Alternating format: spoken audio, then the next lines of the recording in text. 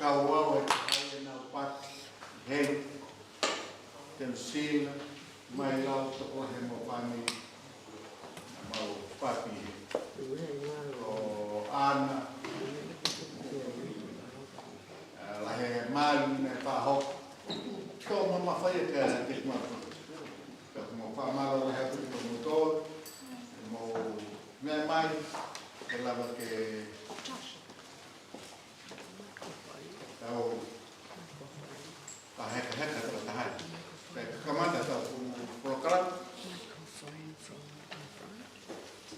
Film?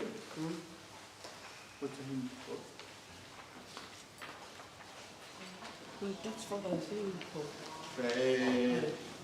Dan over die api, ben osikoya, ben de tau fa ya tahai po. Dale spoke que fa hoku tau wolo. Pene osikoya kamataleva tau wil mo manatui. Ona hoku tonu pe o mo pulu. Tau alo ki loto pa loto.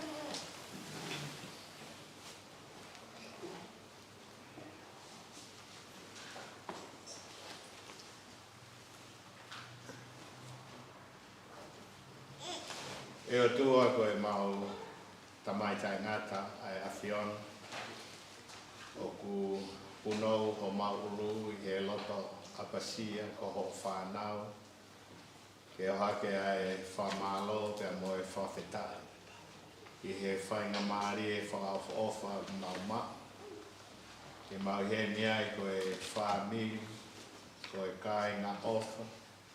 Pea mo e ni ihi o nāu whakaha e nāu whakaapa pea mo e nāu ofa ki he tamai ofeina ko e o kuhingai e mau i he apsiasini he pompongi whakakoloa.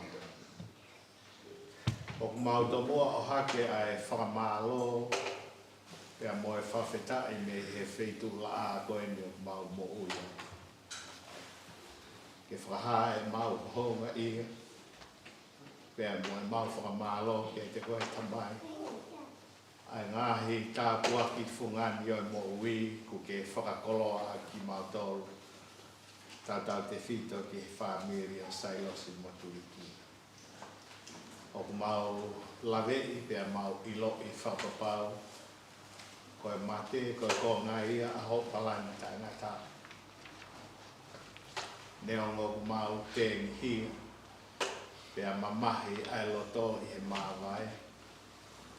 Ka oku meria mate ke te mau tolu i he mahino pea moi ilo ko ia. Oku ke tāpe ki ngā ki mau tolu. Oku mau whakamālo koe whanua whaofa ku ke si o mai ki mau tolu me he whanua tupua nā mau tupua i. Mau winu ai pea kai he ngahi meria o mo ui. Pea mau whakamālo i he mau ke i manatu ki ho awhio. Mau whakamālo ko uhi ko ho ala o whaanga. Oku tāpui ki nā e māman koe ni me he tau tangata ki he tau tangata. O a mai ke te mato. Ai mau ilo i ae ne ofa hawa o tāpui ki nā e mau mo. Oku mau fia pea mau ai ai ngahi tāpuaki o mo ui. Ka o maae amanak lerei o kai ke ngata pe he mo ui ni kai he māmakau. O mau whakamālo koe uhi koe wheilau lahu huki nā ane whakahoko. Pea mo e whakalerei koe ia nei whai e talaisi. O mau mauai ai ngahi tāpuaki o mo ui. Pea inu i he meri e koe ia. Pea o ku whonu mahu o hoa ho mau loto i he whawhitai ki o awhio. O mau whakamālo koe o ngō lerei ta ngata ho alo koe whakafoki mai a hono kakato he konga whakasini. O rea e Paula whita mo ui ke tataki ho whanau he mamani. O ku kakato ai ngahi ki o kure taku ke whata ngata i a whanui. Pea o mau whakamālo ai tamai ke ngahi lerei koe. O ku mau ui moko re whamato ato ho la maari e. Ke pompongi he kamataanga o e viu i porokalama o e tamai o whi. Tuku ho lau maari e ke tataku ni maa ki mātoro. O a o ke ha porokalama, hono malangai o e tō tahani. Mau kore ha poto mo ha ilo mai kautaku kure tapu. Ke nā tataki. Ke nā whai hana he whakahino hino whalau maari e. Ke whakatukulaki ai hatui ko whakamāloi ai mau nahi whakamoni. O mau ofa moni ke te koe ko mau atua. Pea mau whakamālo. I he ngahi lerei katoa pea mau inu mo fie ai mo mau ngahi whamiri. Koe lotu ia mo e whakamālo. O mau whai ki ho awhio. Pea mau whakahoko ia mo e kore. I hoa whamao ni oni ho alofa ngā ko Jesus Christ. Amen.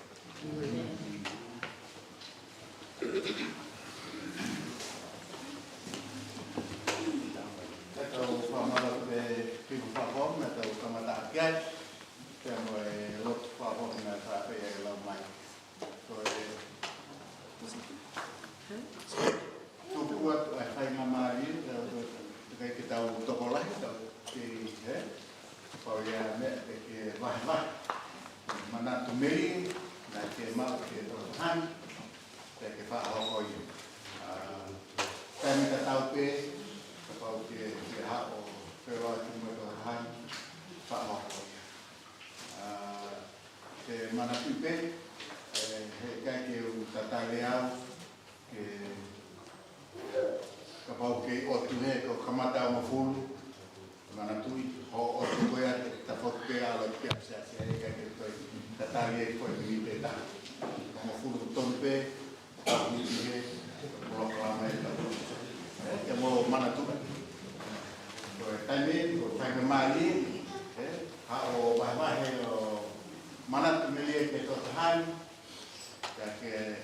Moimoi, petau hoku atu.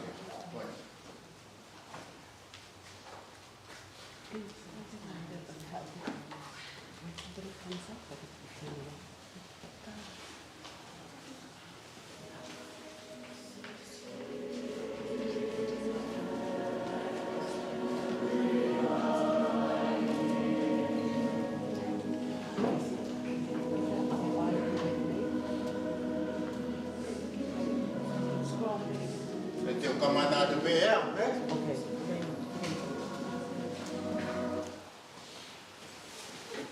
ma le mai ko ya ta. O Paula mai ko ka ta fa. Dan ko na mai uta. Ya ko kala ia la ya pute na alo to mo. Ka Paula mai sia. O ma pe mai te lele me ki ka fala timu o aneo ki pa fe kiki ka to me o aneo ki makaka siana ki o lu fe turi mai turi me ko na le ma lele ka pe ya ke lele mama ni Amerika ta turi me siana ko ma lele kau bet, kau pakai mak bet fefe. Kita tu buku kimu kau bet. Buku ni hak film tu waktu dia kau tahu kalau mengelak ia kau koma. Dan ulah yang hari ni nak yang tengah ikut kau. Mahal kau. Tak nak. Kau faham kultur lah. Maka kita yang lain lele aku itu koma tu pena lele fa fono sales tu po lah yang lain mau aku dia koi aku mereka kau kema mereka koi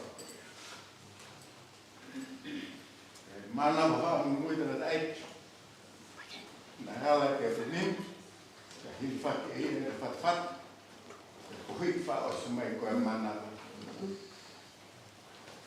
na ku mo la tan la yo ko ke ma pa ka tata tan la yo di mo fish ko ana pe fo ki pe ko tu pe fo ke na ma tu no fa ni no itato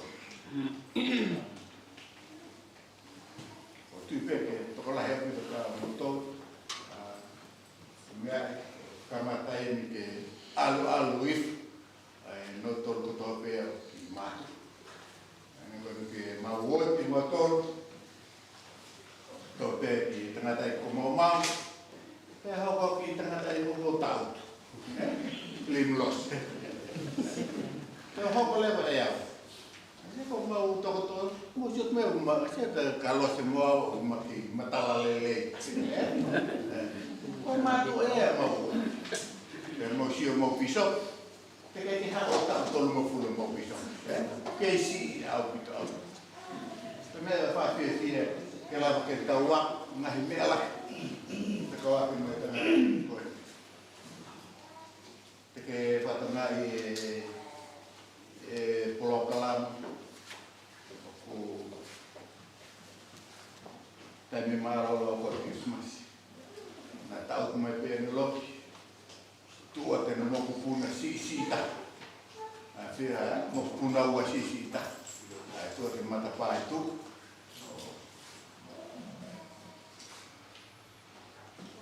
kan lo, amal lo lah ya, tu ada kerana balik kau, ya tahu. Siapa ini mana tu media kita kan mau berapa kalau ada tapi lah itu tu nak beli tentang itu mereka itu mereka apa ya ada mana tu hak kita ini dari mana tu dan juga orang ngatai tak dia puas lo tu so kita pakai peso oi marah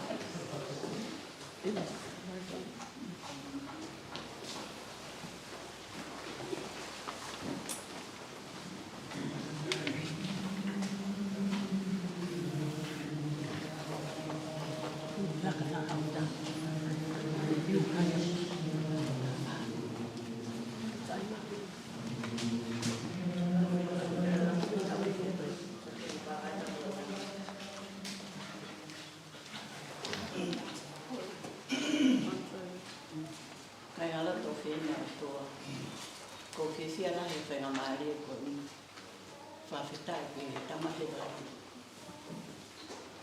Mo ui koea ta mao he pong whakolo ko ni ki tato. Ke whahatu peho ko hingoa ko manosa o langi au. Pea ko hop tau walu fitu e. Ko whiawhia whakata ki tamahewa. E tau ki hao ko ni whai mai ka te ari. Ake ko tala no ke tangata koe no te pia.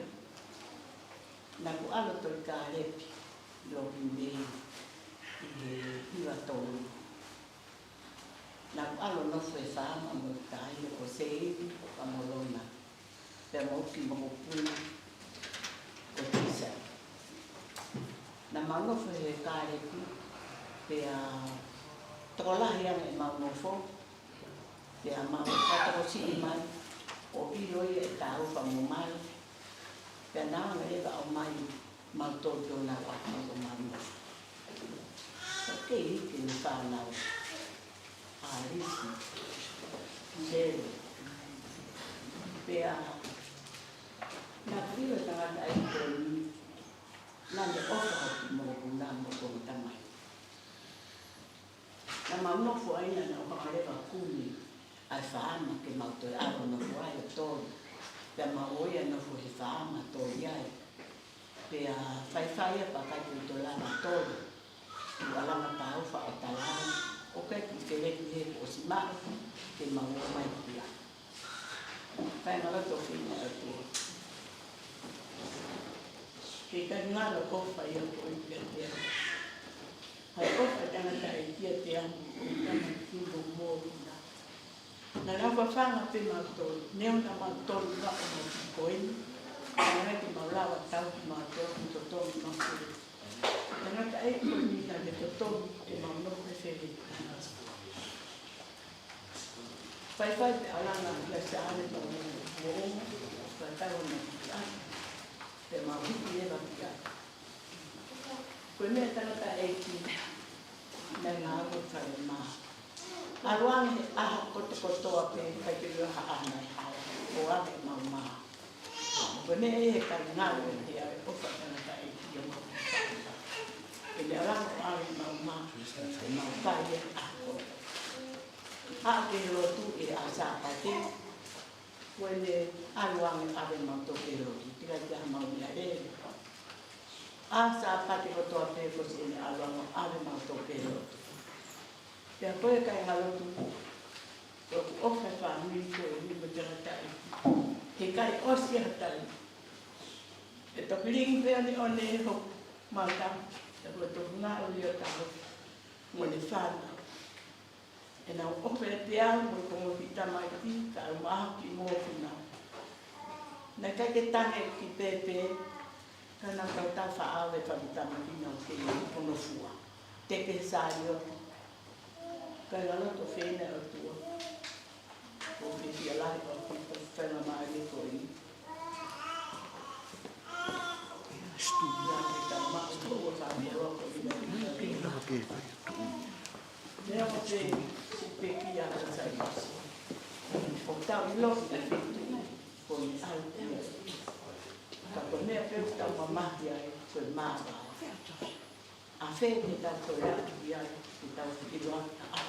Josh, if you see Josh to help you, no, you need somebody else to. I don't get really loud. Sailosi, ko opala ia Sailosi. Opala ia sa moto kanalo, I sioki ka mai kanalo ke toa pingo, motor ko toa pingo. Kai ko toa pingo mo hendi ki pongo. Ka ni fia tio sa motor. Mo mea mai ko pongo ni ki tau. Ora ki he, I tau tamai o whina, I tau kum, o tau tūna anu. Ko I kua mālot, ko te mūto, o whatu I tō anu.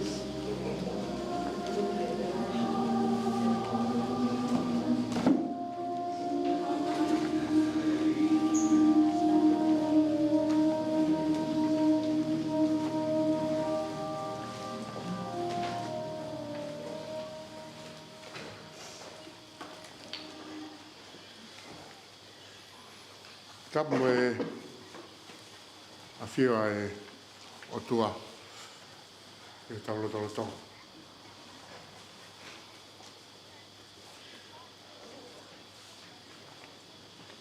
Tapu ke whahu. Kako e tumutumu ea o e whakaiki o tau heni e a hoi.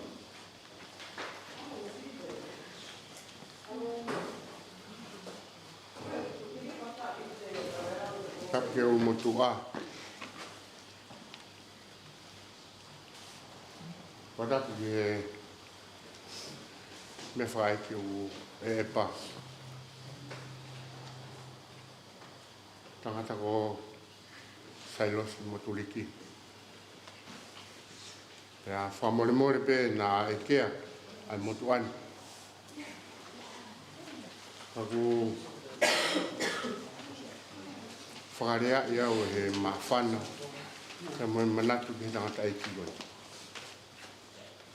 O loto peke to mua whahako atu au. O hingoa ko kuri moe anga whehoko. O e whahau o mātu ana na whakakaunga tā maki ka mo Sailosi i he whale lotu ko ni he taimina e pisope ai. Ko tonga whehoko ka mo latai. Ka uhiko whae ko lele me wawa. Ko e Aotea, Utui, Makave, Udurei. Ya o uiko ne o tea o ku me whahinga goni a alisi Mario Sailosi. E ko uiko ne Utui o ku na piki ai mo Sailosi. Wai ni ko ngai be mo Sailosi. Ya ko whamore peke family na ko talaihanga mai e ku lele mai o toi whamatala mea koe ni. Na ko whampeke tau laveti. Uhinga e ku lele mea fie kau he vahe o e manati meri e. Ka uhi ko haki lelei na aku toko mi he ako naki e tangata iki koe. Nā e taimi na mau whakaunga tāmaki ai pa mo family o malo. Mo tau whapea mo Sailosi mo alisi i Liverpool he woti tonga i Liverpool. Pea Nea e polkalama e tau lai ki lahi. Nā ku Palestini kau mātua he kai niko ia. Pena ne hangai o whakawhi au ke polkalama e tau lai ki lahi. Take uro ka hano uhinga, kana ne whakawhi au. Pena ku whia ke uta e kutangata e ki o ke mau ke polkalama, nā whai no nau api. Pena talamai ka ke au manatu, ko polkalama ku whai he whaa, wapi ko tolu. Pena ku whinga ke uturi ki he taimi ko ia. Taim na maa o taim o tangata e ki he matapaa Sailosi ku ni o si whakaawa matapaa pia tu peitu ai matapaa. Ko e tari ni kau taura e ki lahi ki na o mai ki na o pokalama.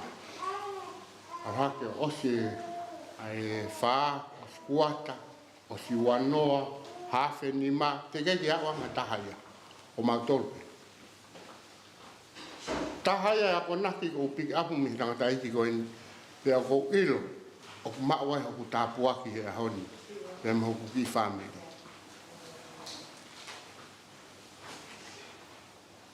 Taim bena e sio ai a Sailosi ku hafe, ai osi hafe houa e mautari, na ne whai mai rea ko ninga kia. O ku hingoa ko kuri moe anga. Kuri, o ku hako i ki tau tolu hea ngongoli lewe. Ulu aki ke tau talangofua, honoua, ke tau ilo, ai toka te rini u tau ngau i kia. Pea kuanga peheni hono ako i ki tau tolu ki tau talangofua. A baurewa o ku talamai he kautaki o i ngongoli lei ko e lotu o kamata hiwa whe mau ke iai hafi houa ki mua. Pe koe houa e taha ki mua patu kamata i lotu. Ko tau prokalama koe na tala ke ahoni koe whaa whe mau ke iheni he hoa minite wanoa ki mua. Toi kuata patu kamata ki prokalama. Ka koe ni tu koe nina iai ku kuki he, ke tari aki i motol, te waru wao mai ku kike ke aru e muia kumua. Te heka ki te whai haka, taura i kiki he niu. e family me kai nga lotu na ku to me ko ya me tanga me a ko a ke honi o ko ta kai fala ke lo to kai ano na e taimi ko ya ko alu ke lo tu ka alu tu pe ma o taimi o kamata lo tu ko fi pe ko o ya pe falo kai he a ko ya ke a honi na kamata le ko fusi ho family ko mal pe ko na fusi ai hoa pe mo me anga ni mahino ai taimi o to dom ke tau turi ai ke ngai por kala mamo lo tu pana ku talang le va mo ni ko ya ke family fe mau ke tau imua i apsia i fa le loto he half hoa pe ka mata tau hoa pe ko ha be fa por kala family mo ka nga loto ahoni wa ku ta po ki ku ta po ki a ke e ki ku ya ko to ni bisope yo mau pe ko i loi fa pa pau ko ta po ko ya ko ta ha ya na ko na e ta ta ko ni sai he ku kau e te mahu inga ia he taimi ko o ku tala mai he kau ta ki he me o ku ni hanga fa to loloto ki te mo ui ai te fto to ka te rini ko ho ta to ki ai he ko ta ha ya na manak me rie ko mahu inga ia ke wa he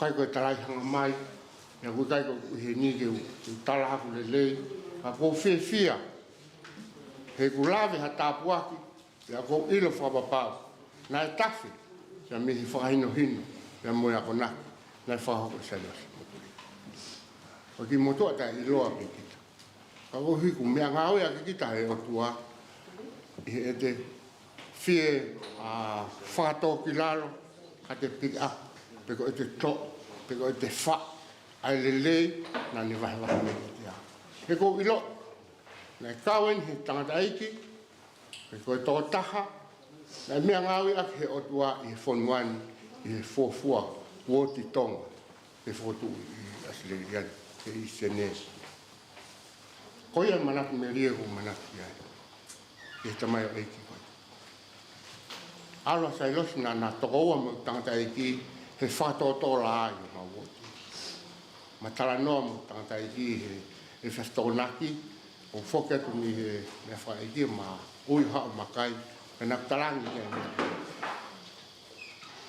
ala Sailosi o ko me o ton ge tau to pick up mi ai alma da da ki ke ya pick up pe te ke to fa ai ngahi le leina ni o atu ko se ka wa me fu fa to ni he o le ya ko tu ki ai ka family ko tau le lei ko he mama ni o kai ko hatu ko so ka pe do ta fa aki a ko ta po mo fia o tau ma ko ta feia pe me he to tangata ko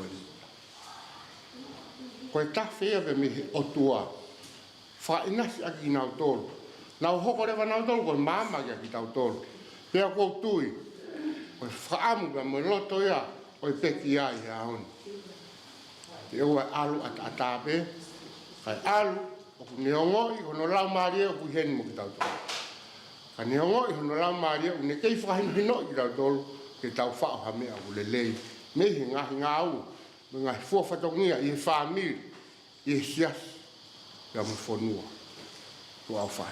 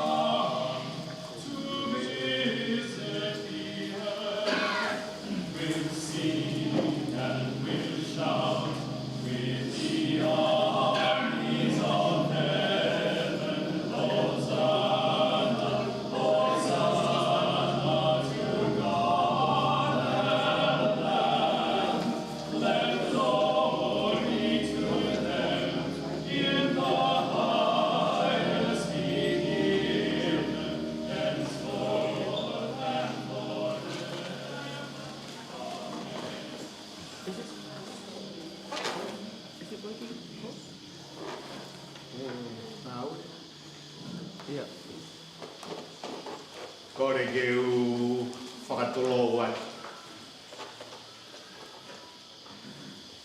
Tapu pia mo e whaho mea. Ko e koloa atonga. O viai handi ihe kuna o whawhawhonga. Ai whamiri eira. O e tau mea whakaeiki. Tapu pia mo e olu motoa o e whamiri Motuliki. Wa tapu ki he pekia o uhingai e tau he malu e apsiasi e ahu. Tapu ke ki whanau paea mo e whamoponu o Sailosi Motuliki. Ka watu e ofa makehe ki a ki motoru whanau. Tūpeke u whakahoko atu au, ko au ko hingoa ko sare tako, ko e ko hoku hoa o whaanga ko mere o mai heni, ke whakahae ma whakaapa ki he tamai ko e ni pia mo e whaamiri ko e ni. Ko loto ke u lawe si e tu pehe whanki mea ko e ni. Ka pau te u whamatala, ai maho inga e tangata koe ni, he kai ke ose a hono. O pehe a hono maho inga, ai mo ui, koe tamai koe ni, ke koe takibua koe ni, o ku lawe monuhi ai e ku mo ui pia mo hoku hako. Koe fuafua, pi sope, tonga, i asteriani a Sailosi Motuliki. Koe fuafua o tia tonga o i kakai tonga he whonuan na he whotu uia he apsias koe ni Harport. Na uia koe the Harport Second War. Ko au pia mohoku mari, koe uraki whaiwhekau ki maua, nai oi ki maua, ke maua ngā hau e whaiwhekau me he otu koe. Nai te ui maua he taki mua koe ni, mo e mamātu a, Ka koe fuafua whaiwhekau ki maua na e oi he woti koe a ke mau ngā whaiwhekau. Na e aro hoa ki tonga ta hiwa walua o ngā whaiwhekau ai. Ka na e oi au ke wau ki Adelaide Mission i South Australia o ngā whaiwhekau ai ki Fakatava he ta hiwa walua. O maua koe fuafua mari te mpare ia he woti koe ni. I he ngā au e a tamai koe ni. O kune tala mai mau peka te au e pea koe ni. O ana ngalo ho moui, pea moho mari, koe fua koe e ngā au. Sa resi mana tui mau peka mea pi. Kana anguako e au e mea la. O e moui, ngā hitoka te rine o ngā rei, ke hoko ko hataki. Ke hoko ko tamai, i he mea katoa pēnā e ako i mo whahino hino au e tamai koe ni ki ai. Nā ku keisi siki, nā ku alo ngā whaiwhekau pa o whoki mai, nā ku tuu beo no ta whaaki, nane ngā au e kai mea katoa pēnā. Nā ku hoka au koe taki kure tapo ko kei tala mou pē. Pea ku kai ko uhinga ni a koe sani tungua ka kopu uhinga koe mea lere e tala noa ke mō ilo.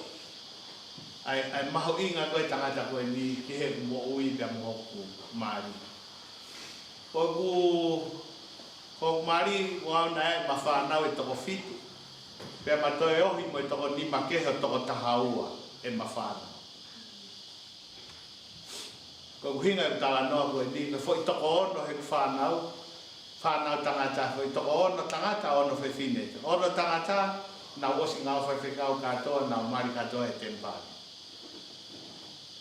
O wai toko ua he tamai tangata, na o smao hona ki matai tohe, o kai koe sani tungua ai e kai ngā lotu. Koe tala noa ki he fua ko ia, ai ngā ue e tangata koe ni. Koe tamai whewhine, na umari tempari, pa wai mo e toko toru ai, na o smao hona ngahi matai tohe. O ko ange mau pe lanu koe ni. Ki tamai koe ni. E nā nea koe i mo whahino hina o he ngai te ala. Nā hoko au ia koe Palestini he kolomu. Koe tō ahia mō tōna mō tō kau pe ke siasi. Whakapana e wholoa hau kau ke siasi. Nā Palestini au he kolomu e kau fitu ngofuru. He kei ai koe fitu ngofuru he wōti. Pea wau pe ia nau ke i tala wōru he kolomu koe ni. Ka koe toe ngai koe mātua. Tamai ia ka tea. Hao ia tamai ka tea. Sio mai ka tea. Ta take mātua ko i nau tolu. Whakahino hino ki nau tolu. He mea ko tolu. E ne hanga whahino hino au ki hoko koe take. Pana e ui au stei kio aro hoko ke kau Palestini he kau fitu. Toko fitu koe na hoko koe. Kau Palestini kau whinu ngofuru he steiki. Lalo tonga koe ku kau he kolomu koe ia. O ku ui e me mipa. Koe Palestini e mau kolomu. Ke hoko ia koe Palestini steiki koe ni. Pau po mana tu e tangata eiko koe Ten Hamilton. Koe ia na alo hoko koe whinu ngofuru. Na e ui e lalo tonga e mau. Koe Palestini e mau kolomu. Ke alo hoko koe Palestini steiki. Koe huina tala noa koe ni ai ngahi mana kou furu ai he moku. Nā ku alo hoko koe pisoku, nā hoko koe pasien whakakolu. Nā ku hoko koe tokon pasien steak, nā ku hoko koe pasien steak e tau e hongo furu. Koe fuafua pasien steak tonga au i hawhonua muri i mamai. Koe tala noa koe ni, koe fua ia ngā au e koe o kuhinga gai e tamai koe. Kune tala mai mau peka te au, ka mawhitalaka wheitu, te neu i au, Kaka ne mea ku hai ne pā i hoku mui uru. Tāu e ku kei ti mo ne whai mea ka. Ko ne pā i hoku mui uru ta mai ka. Tokanga ke lotu. Tokanga ki ke whewe ho mari mo whana. Sai ke. Mai tokanga ke nai ia. Ne whamanatu kua peka ko. Ai mea ko toa pēhe he mo. Ne hana whai no hina mo peka. Roi ku heni he aho ni. O gai fo i rea mahu inga ko fia lawe ki ai. Me behe he palofita koe ko Spencer the Brig Kimpo. Ka ia hafo i rea mahu inga taha i he dictionary ka fo i rea koe ia koe manatu, ke koe remember. Ko hinga e ko i he nea ea. Ke tātu on ka te motoro. Ka pahe kai ke whau hea hon ke sau hok mata ke he whanau ko ni tau whakamalo ke he whanau a Sailosi. Moho na whaka mō puna. Ke tangata ta e loto haua ia. Ka koe uhinga koe manat. Koe mea maho inga he mo ui ke tau mo ui. Taimi lahi o ngalo e te tau tolo e ngahi mea lahi e mo. Ka ko whirea ka te tau tolo hok whangata o mo whawhimu. Hai maho inga koe ke tau mo ui mana. Ka iai ha mea o hou hau tahai o tuahe ne whanau. Taimi ko ngalo e te tau tolo. Hai kau mai o tuahe ke he tau mo ui. Pea moi mea ko toa beu hoko he mamai. Hou hau e o tuahe ngalo e te whanau. Ai mea maho inga koe ea ke tau manatu ke te. O manatu mau be o tua he mea ka toa be tau whai. Ko manatu i mau be taina e whikaua he e ki a Mosese ke alo mai ne whanau me ispite. I tau e whangeau ai nofo pōpula ai whanau e fuakau. Ongo ke langi e tangi e whanau koe ni. Na hae e ki o reisia e takimua koe ni ke alo o mai e ne whanau. Wa taimi kona e mai ua sesi whanau a Israeli me ispite tau ilo i koto. Wa taimi kona nau whono ngai ke nau aru ke whono e tau kawha. Ai mui ko kena. Kai mo ino e whanau a Israeli he ahon. A pongpongi pe nau lotu nau tau ke tampua. Po ngalo e ko tuai. Kai mo inu a pongpongi he mea katoa pe he mana e o tua a pongpongi pe. They forget about the Lord. Tāng he eki ka Moses e Moses. Whanau ki whainei na eki. Ka pao nei kai ke manatu kia e palaham. Ai sa ke Moses ko whanga au ka tōturu ke au. Ke kungalo e te motoru. A hopo otua. Whanau, koe whamiu. Ai ke tau mo i manat. Ke ua na ngau e te tātou. Na tanga e ki me ta tau ka ni whai. Ni whai. Ka pao nei kei ke manatui hopo whangata mai. Ko whaka au ka motoru me he pono ani. O mahu inga ke tau mo i manat. Ko lawe ke mea ko ni he ko ilo e mahu inga. Tai me ni i. Tau au he mai tau kapro tonga. E liwi he whonoan. Pea ngalo ia tau toru ia ho tau tupu ana. Oe o mai ne ngalo. Kau hanga talati ki. Koe ki. He koe tau tala noa le rei pe. Koe tau tala noa tato he tau me whai. Ai koe tau tonga, ma ki whanau ki tonga he tau nau ke iti. A koe atu koe ke o kau, tau wangi mo e whakatahangan. O ata tau le ki whakakau, koe ki topu kau tu mai. E mai ki tahine aku tau mai, ki lawa ea o hao ki topu kau. E taharu, mo whae. Koe, that's the bathtub of tonga. Alate whae. A te maria kau i nau tolu. Mo ile pe tau ki top kau. O kui a koe multi-purpose top kau. He koe top kau, o whae tau kau, koe top kau, whae ake fō, koe meu whakaidu ake hosi, koe meu tō mai ake vai, multi-purpose. Ai ngahi mea se, taime ni, ko ngā loia he tonga. Ai ngahi mea koe ni ko talati ka te mōtō. O ku mahu inga ke oa nā ngalo ha tau tupu ana. O ku mahu inga ke mau i manatu.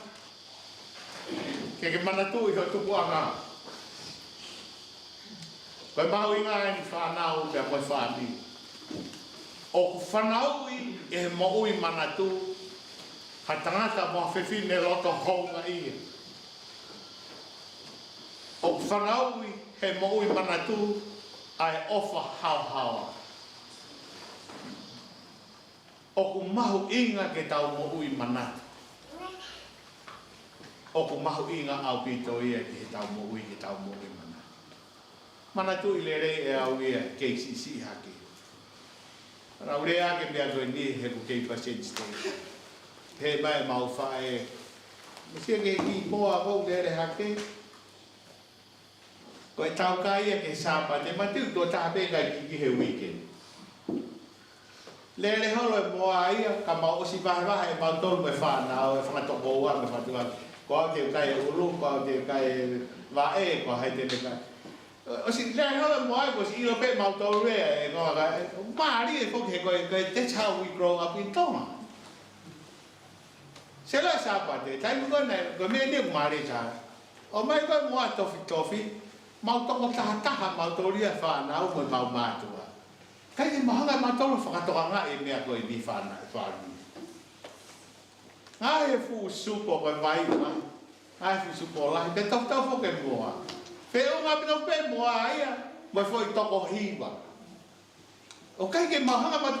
Tio mai pe alangai mua agu. Agai tae mua tago hiko. Ha te konga koe ulu i.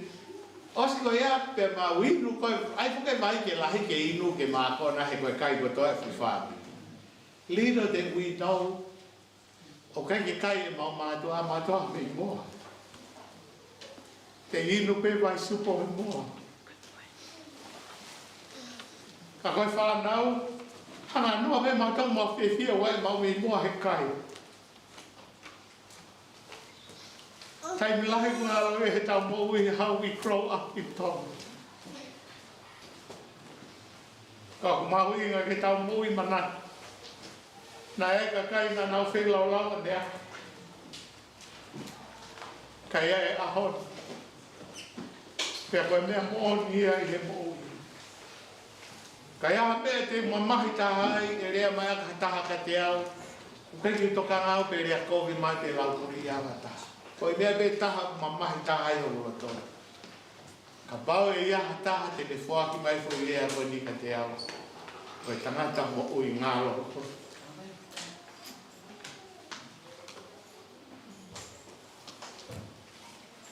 Vai ai taha te pehe mai koe tangata mo i ngā koe.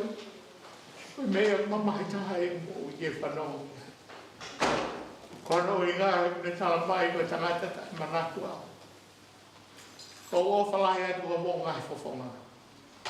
Tau te whito ke ki whanau a Sailosi. O whamalo lai atu te motole mo ui ai tamai koe ni. He u tāpe kina ai hok whamilina mo hok hako. O ko sio mata ke ngai ta pua ko ia pe o whamalo ke o tua ko uhi ko kau takua le rei o ui ki nau tolu pe te ki nau tolu ke a ko mo whahino hino ki tau tolu pe te tau mau ai ngahi le rei ko ia he mo ui ka pau te tau whakaao ngahi le rei ko kirea a koen ki whakamopuna Sailosi mo ne whana. Ka ia me mahu inga he mo ui e tamai koe i tene whierea ka tene motolu koe ki whamatala koe he tohe a rakita. Pea pehe ki whoi lea. O ki kai te toi ai moha mea e whia tahai ai tamai. O hange koe tamai koe i. Ka koe ne ilo iu a ewa e ne whanau i e mo. Te talas mōtu e te motolu. Kei kai te ai moha mea e whia la tahai tamai koe i. Ka koe ni ilo i koe ua ewa e ne whanau pe mohono hako i moni. Whaambene tau manatu i mau pe. Ai maho inga. Pea moe pōpua. Pea moe mea nai ako i he tamai koe ni. O kou ilo i koe mate, koe konga maho inga ia o mo ui. Manatu i o kukai ki mau kau mau tōru ia. he kautaki pure tapu ka programa a pisop me pasien stegi e fai anai ko ki fai la mari e ko ni mau mau e mau ka ko kore ke u vai mo fa nau mo fa mo puna ka kawai pe tau tolu fa ta ko mo fa tu fa fin ko ki fa hino ko di ko ki fa hino ia ko lo ke fa o sia ke mana tu meri e mo ko fai ko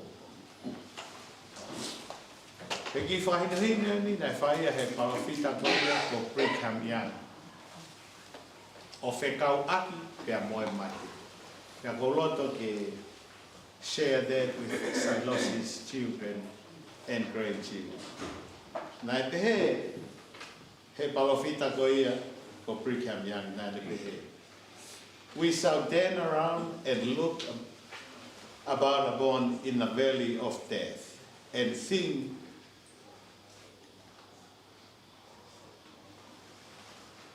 that we have crossed it. Why is this the greatest advantage of our whole existence? For I have passed from a state of sorrow, grief, mourning, woe, misery, pain, anguish, disappointment into the state of existence, where I can enjoy life to its fully extent as far as the life without the body. My spirit is set free. I face no more. I want to sleep no more. I hunger no more. I tire no more. I run, I walk, I labor, I go, I come, I do this, I do that. Whatever is required of me. Nothing like pain or willingness. I am full of life, full of vigor, and I enjoy the presence of my Heavenly Father. I bear witness to you that death is a part of the plan of happiness and the plan of joy. I know that God loves His children. I have no doubt that we have life after this life, and I leave this with you, my blessing, in the name of Jesus Christ. Amen. Amen.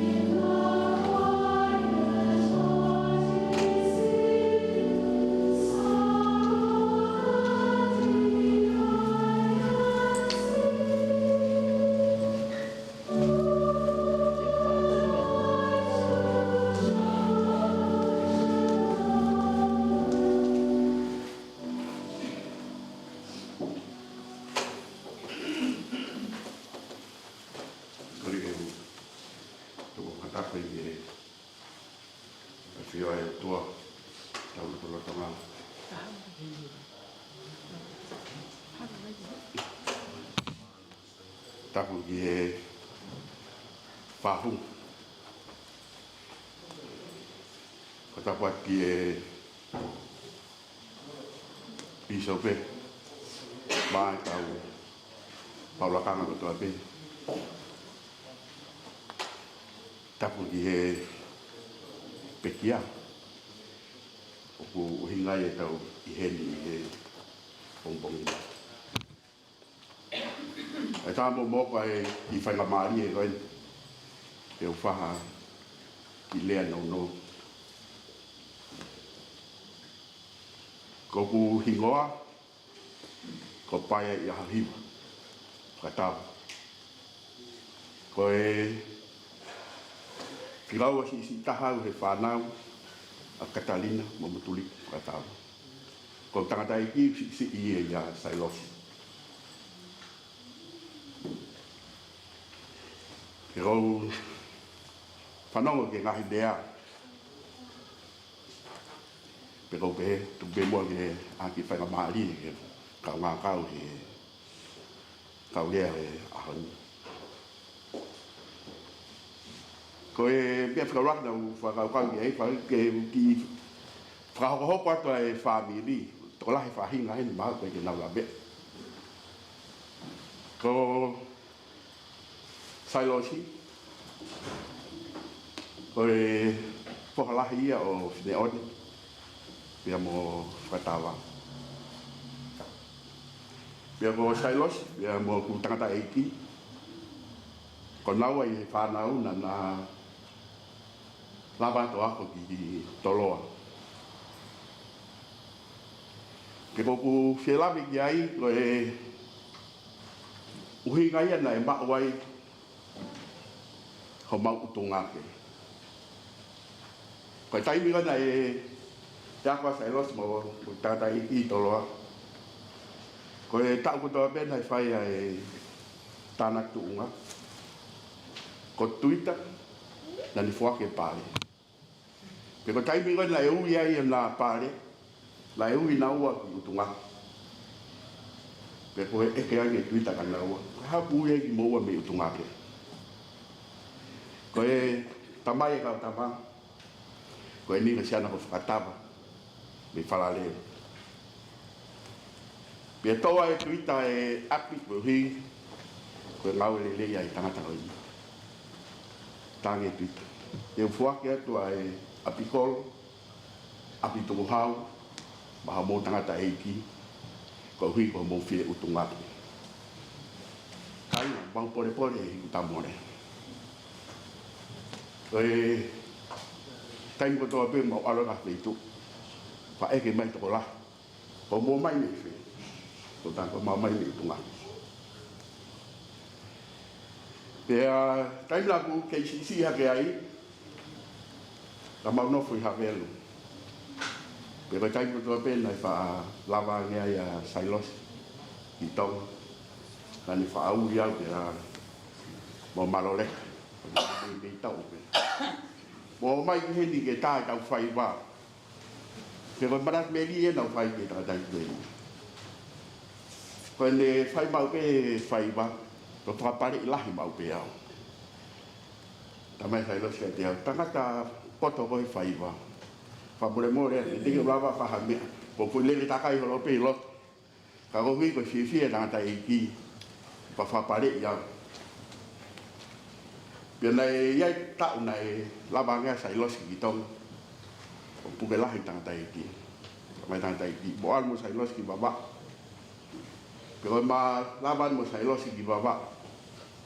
O ku walangi ai mari tu fina Sailosi ai ko mata pule ni Sailosi. Ke tak bahino kau ai koto ke tangata iki. Ta baheka te me alele ko ni ko aho ne ki la la. Ba lele te ke bawa ni ne afu. Pero ko tai mi nei uhai. Talang e tata e ki sia ko ha nga wala na fai e ko te le me ale le ni ke Fakatava ko ba le pe ko hala ki u ha ka na pe ba fa u ha pe lo te lo to be ni o ma le ke pe ke le ava se lo se ya ko ba ta wo pe ko ki ai fa ba kai ta ba se lo si la ta la ni sia ka pa fa ka ke Fakatava me ale le o na Fakatava a ho me kai ke fa ka ki ai o si pe ko e kai no vale a kesian tamai Sailosi ka pa ke fa ke Fakatava me ale le o Fakatava a ho pero ma foke lo ki lo ki tamai Sailosi ka ni se tamai si vale mo lo ko algo te talangi ko tala taka ko no vila pe ke to mi le pe he ko no pata pu de Kana ku whakakaukau he osi ngai mea ku whoki mai. Tā koe ko winga Sailosi, ke i tala mai, ke ula mau o lea ke motua, ka kei e lea ko na matāku. Kaina, koe ki ta whaaki e taha nau sio ki ai. Tala noa ka kai ki ta whaaki koe kai ko sio ke kāka e motua. Kei ke tala ko na matāku le, ka tala maka te au ke whae lea. Pako e tau e taha mi hen. Nai mano loa tai tāka e ki. Kea na whai pe mau ki kai mea kai. Ia nai arangai kanta iti. Ko ne kala mai te au. Whai ange haki manat meri e ko tangata iti. Ko ka pata tau tu gila loko tangi ia.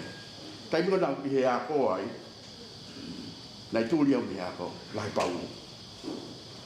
Pia ko ku hau ko mau api o hata langi kanta iti. Ko ni ku tūri mea mi ako.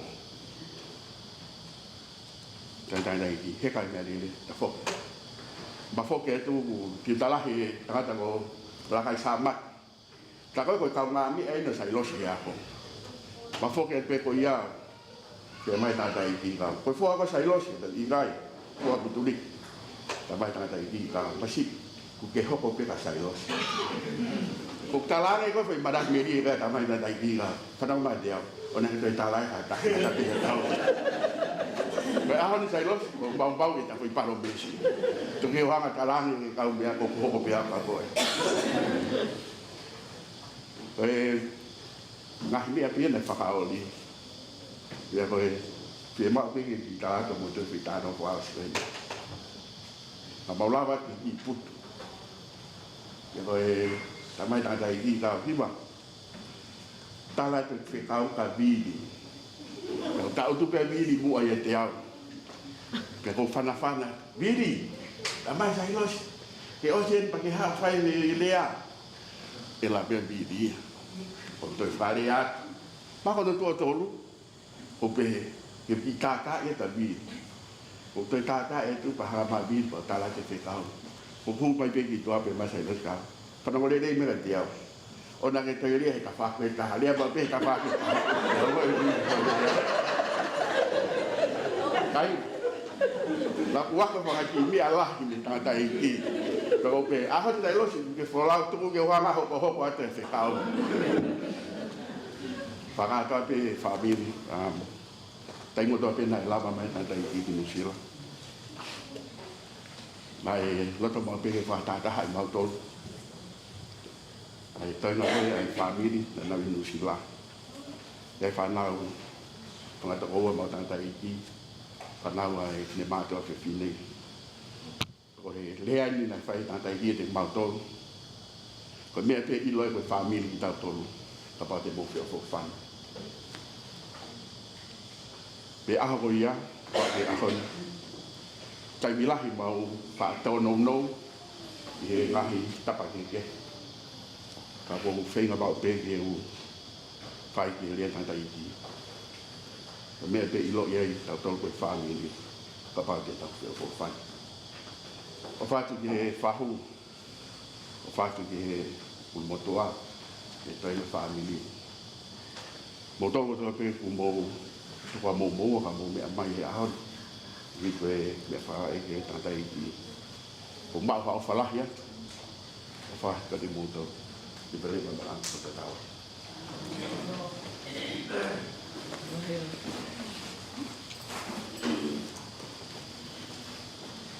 Romele.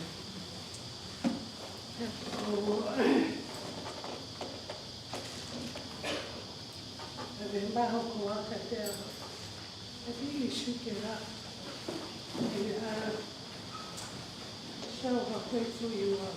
I said, you just do a talk. So I think it's better for you to talk. I sit there on my seat. I'm grateful.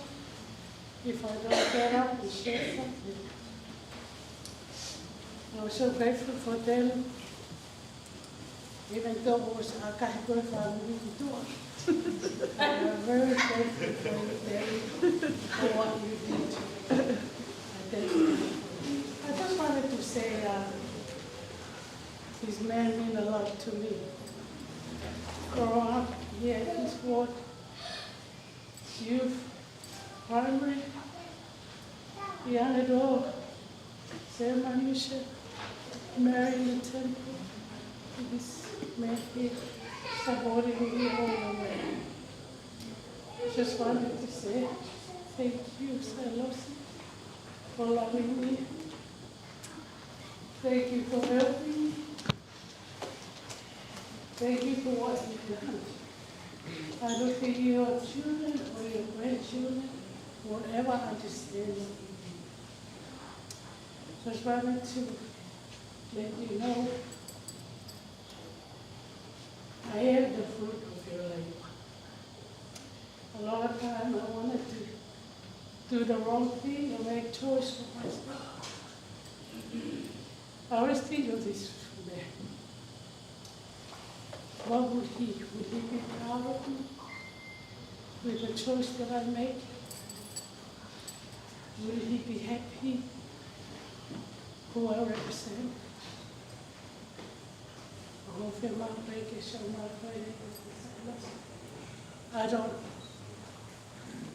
I don't speak like my husband to express himself. He knows a lot about the scriptures and he can share it. I can share it, but I share it with him. I help him to come and share the scripture. I just want to say thank you to Sailosi's grandchildren. If you guys know what you have, I don't think you have a lot of them. You have one of the most noble men, wisdom, loving, a good example. I think you have a big shoe to fill with him. I think if anything he wants from you guys, to love God more than anything, and serve the Lord more than anything. That's what he gives us. And I feel it would be selfish for you guys, for us to have that, and for you guys to have what he gave us. I love you kids, and I especially show my gratitude and Paula. What a daughter you are. Thank you, Paula, for loving your father. Thank you for always there for him. And today we can witness what kind of a daughter you are. Everything is beautiful things. Okalaya to be masiva hoku and India Kapusi. Malo at the Masiva hoku. Was the book out by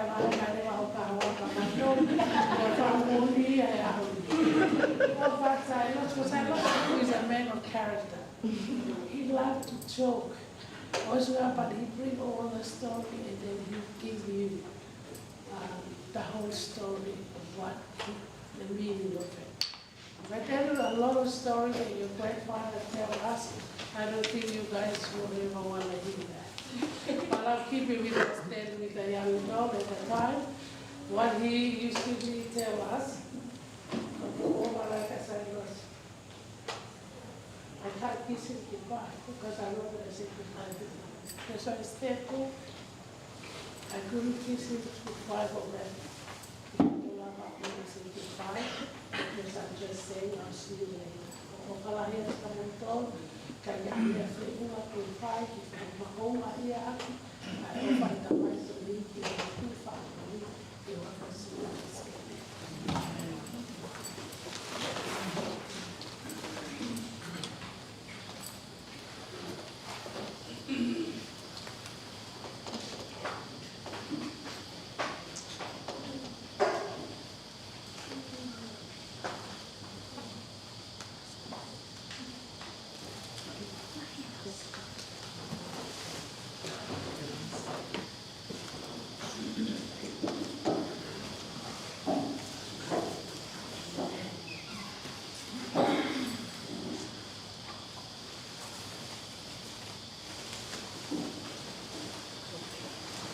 I just want to take this time to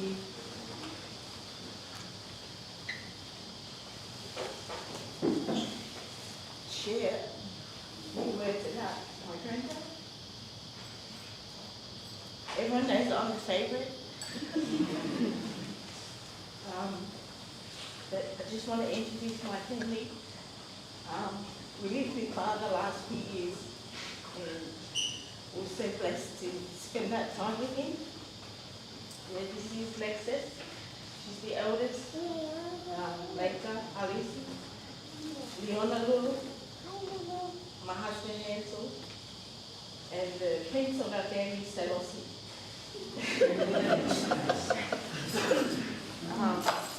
We're so blessed to have Ba in our lives, and you heard the stories before us.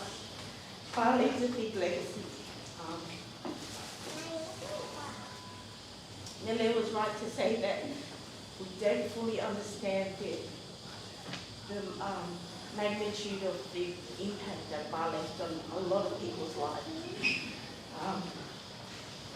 We're spoiled. We never understood the full impact. And my mum and I went over the eulogy yesterday, and I just felt inadequate to share his eulogy. It's the life that he lived. But my mum always says, "Ko tangata whenua."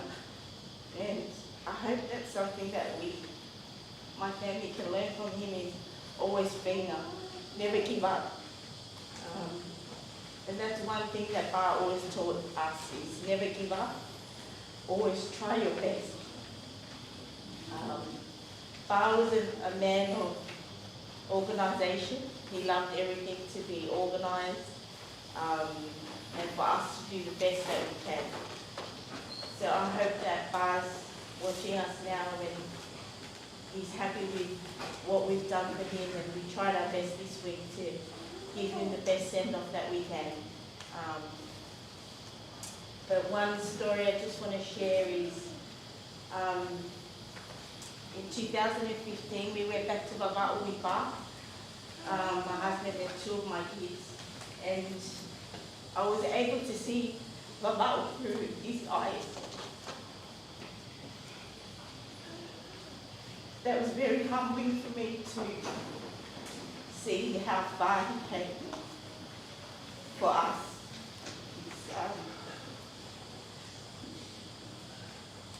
Future generations, and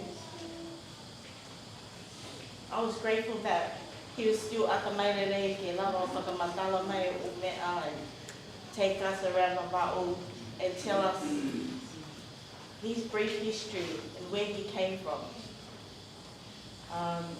Very humbling for me and my kids to see that. As they mentioned before, the fruit of his labour, that is us. If it wasn't for Ba being and making, never giving up and trying his best, we wouldn't be here today, and I know that. I just hope that I can carry that legacy on for him, and my children will never forget that what he did for us.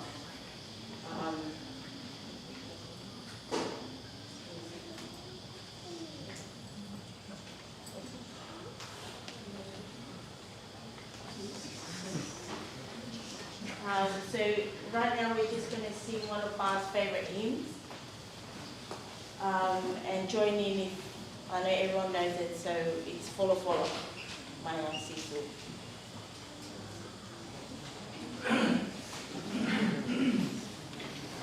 Moimoi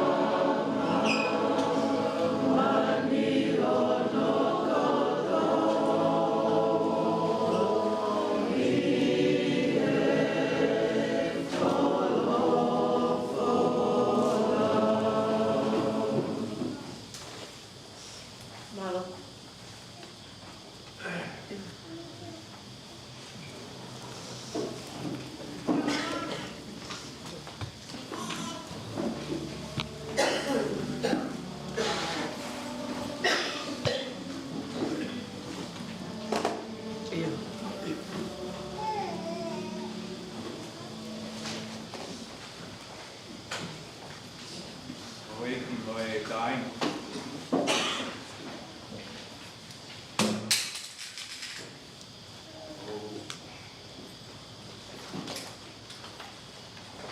Tono ora. Kata ke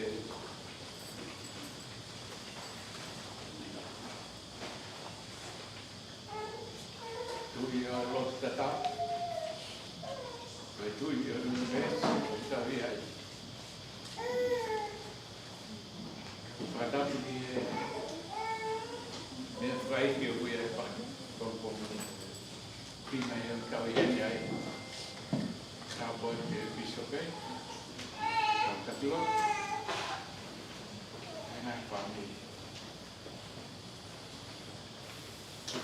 Dah buat tahu. Malah noi pandang kamu pun. Ada perlu mutua. Kaya betul kan. Cái thứ đó là kêu mà vắt kêu có đầu ngắt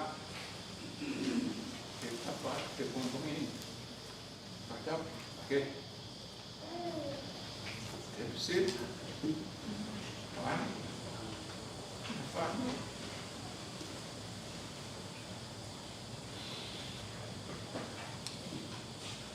đáp cụ đấy là mấy cái phần nó đi chạy vào lúa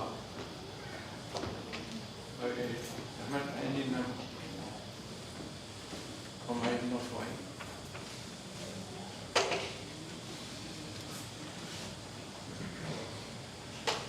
Halo Motuliki. Halo pe vai dolar di la siti nu ba to ka. Ko se tu pagi mo pekia la ini samai e fai.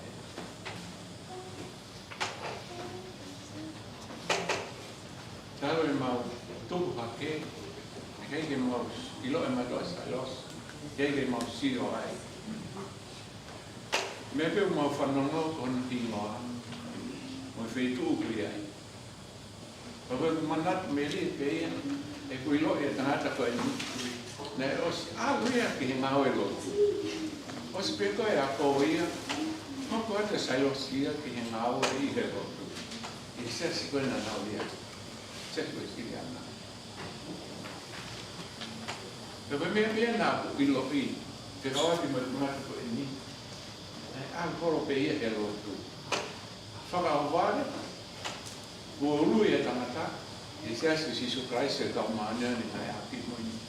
Na yo foi tak ketua peye vale. Penyayang apa peye, ayo lui, ayo tak ketua. Koe mea me koe o ilo me ne ului koe ia ki ako koe ni. Nai mea me Sailosi e siasi e o tu me he ako ulu aki o hao ki han aku nai maa o aki. Ke hono hono te reiko. Koe manata me rie pei ki e tamare pei koe.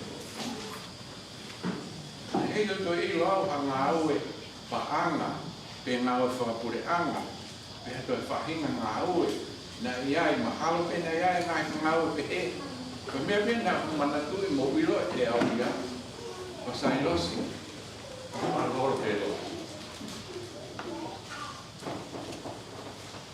pe whahinga manatu me ri e ia pai ke lo ke ngalo me he mo i e mo pa po na iai ahu tala noa me ri e ataki ia te au he whanau mo whanau kuna e nā manatu pe koe mau kui nā ne kui a kai loku. Koe ki tāna no whakatua pe, toa pe ke wā, koe via to si e tani. Tau e rua o si, koe ku tāna noa o si pe ia, koe mai o eiko ni e palati ki ani. Nai nopo pe toka Sailosi ato tau pa malo, e ki loki o lunga e whungawa kai o lunga. Me tai ko tope o palati ki ai, e tala mai o kui o lunga. Ko kui alwe ki o lunga, ka nā mahanga peo ngāo e pau aki ai. Ko kui ke noko pe he apa rooms. Te koe upper room, te tempare koe i sore ke siasi. Koe whakataanga ia, ai tautaki marunga siasi. Koe ngahi mao ana whakapino ia, ai tautaki siasi. He usiore hene nofo, he ukalanki ai. Ko fie, ka rūnau kau aku. Ai mea puka o mao mea te toe.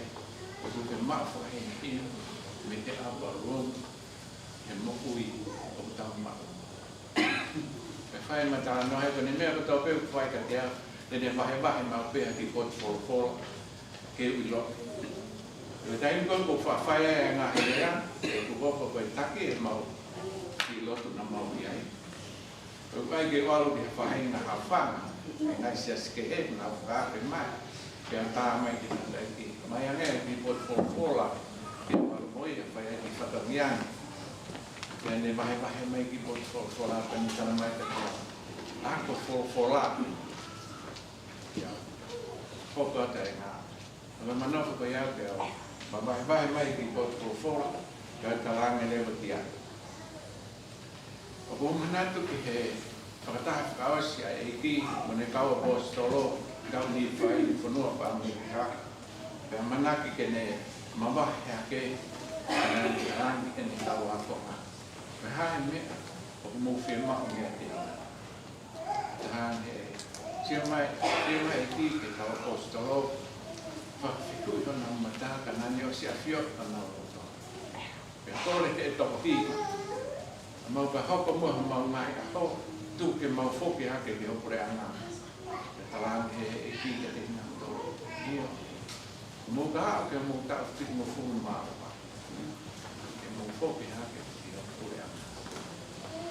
E nani a whio mai te toko toro e te hina toro. Na iai e mea ma ke hea na nao te whio ke nao whio maa. Ke talang he whamui ke toko toro koe ni. O ko ilo e homo loto. E o kuta tau e mea mo whia mao. Mo mea na whia mao. E o ofa anga. O pere ofa anga. O sione. E nani whia mao. E ua nani au sia e mate. E te utu ke te motoro e hon. E ua na mo au sia e mate. E ua ko lava ha mo ngai ngau e. Ko ngau whawhai o pau ke reme nana e. Koe, ko taramai e ki, ko whitu mufuru maua tau pe nau hao me pure a ngā. E wherewa ki motoro e wau mofuru, mo hiwa mofuru. Ke mo wō ki whe. E tu e tangata e kia, lui mai te o tu a. E ne pā i ho mui uru, hange koe mea kau whai ka patin, ko huka ne pē mai ka tia. Ki tamasi talau ku. Alu o ako whora. Pea unofa mea i pao whiwhi, he mapopo talama.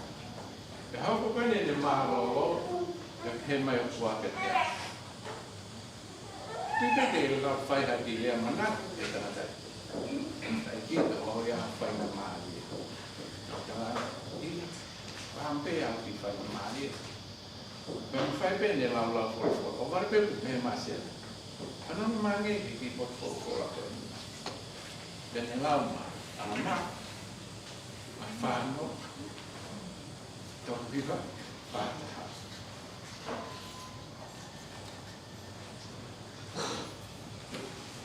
Whāno a pepe whātaha ke tōpia e whāma. E pēs whāno ana pe e ki. Nai lai, e tengu nā rō. Nana ma, i he mowhi. Mai ma, ke te. Ana eos teo he e ki, ai ngahi a kau. Hono aka, ai lau, moe piri.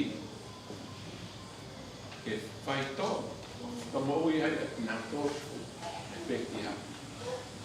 Ua vesi e mana whātaha. Ka koki nā tōru koe, nā mate i o nā tau motu a. Tui, e eiko si soto aisi. E nā pao, e whia.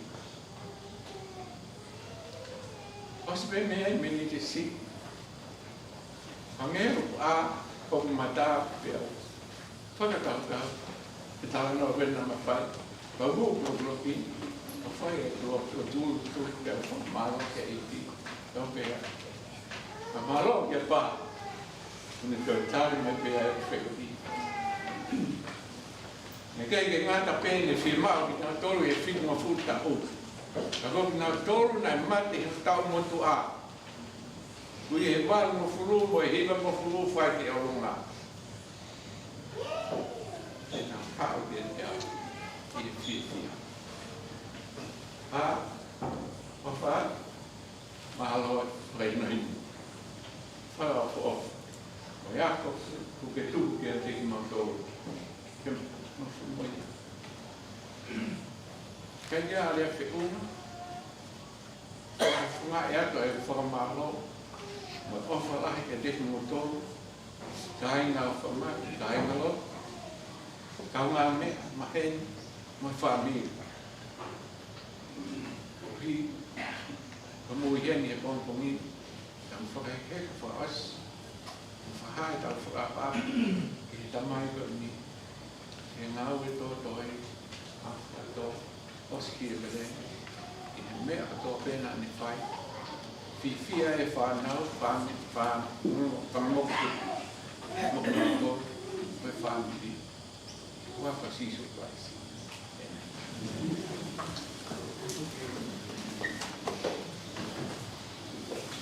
Tole peke rupahe, e whatapu o se noa, tika e tāka teo, pāki manatu mele. E a mele, ke tika au te whamiri kope ko ke Master Chef moi pule he api ko peke raki vahe pea e unga vene tanata eiti te whakawhape ko io pe ape taimi ko e whangamoko puna hiva ta ko e tanata eiti ngā aue ke loto ia ke uri ho mau api ko e taipo no pe ku aha ke ai ko stanak mai tamaki e kosi hiko bebe, ya habe e hiki. Kako e ngawe ko to pe ke fai, ko liki ta masia ko eti ko toni, ko hai ta mai ki ko ke nawe. Ko le osi pe ko ngawe haule vai fa he ka ki ta masia ko ave yo me tono, ka ke age be ki ta mai ki ko. Ko me ta no. Ka fai nga ta ko wa ko lai me ai. Ai patience, ke vero ko no le fa tonga bebe. Pa ki ku kwa ke ko ka we ka nau wha whenga hon ke mess around I afi. Te te whanonga ke tangata e ki tupu ia, o ke no don ke pehe mea ko ia. Awa, tamsikon ko Motuliki, ko ne mena ku whai kare alko ke toileti, aluia o takai e pepa toileti.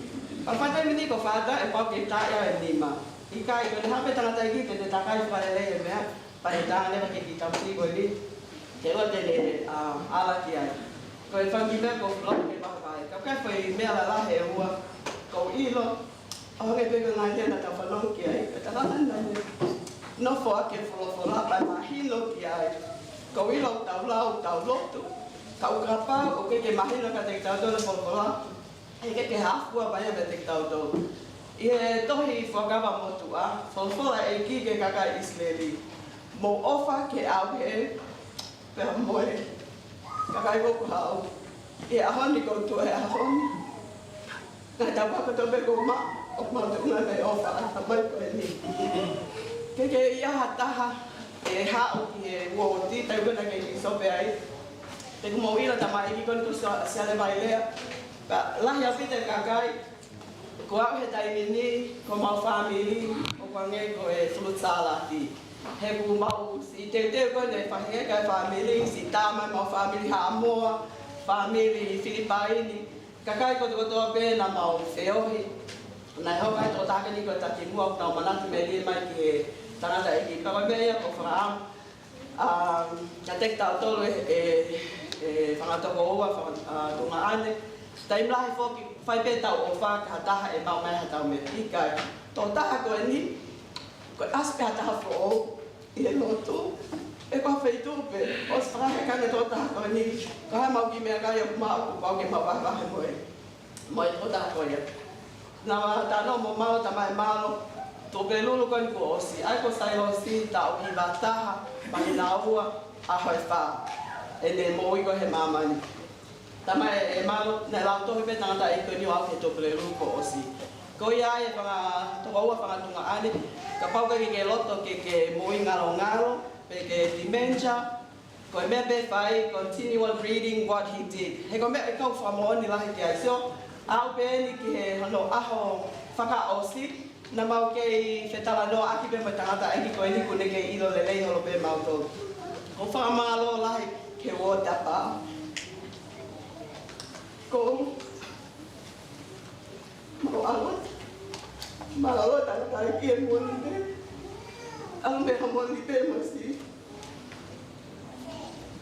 fai wa wo ti ko ni ko mo api pero deo to lu pe fa na pa ka e u ke ni ka na ka pa na mo me ko mo api hange pe to ta fe fa na pa o ke ha po no ngange kagai ko mau api na ya o ta ko ta te ni ha ke be hala mo na fa ko ta no ko fa mo be fa to mo fa tuan ka pa ga me te tau ako me to ta ko ni ako fola pe ai ke to loto ke te tau to pe mahino pe ta mo ui aki ko fa ma lo la ka tau fa tai la e fa to tuan si tai ko ku o to o awe ke vai ta o matua ta fe mo e kina he lele ta kai holo he anga he ha mo o siga ko fe tem ko si ba lo ko ta vai pa ta to lele mai fa nga ke aho aye ke ha what for ko aho ni ma ho inga au pito ki ya ki time ko vai ko ave bongi ui ha nga he ki kulo polisi mata ko ta ko ta kai pe a ko to pe a pe mate ke to ta la kata ta lu ko ka pong a ka ta pe ba ti de ki police ai mo sotia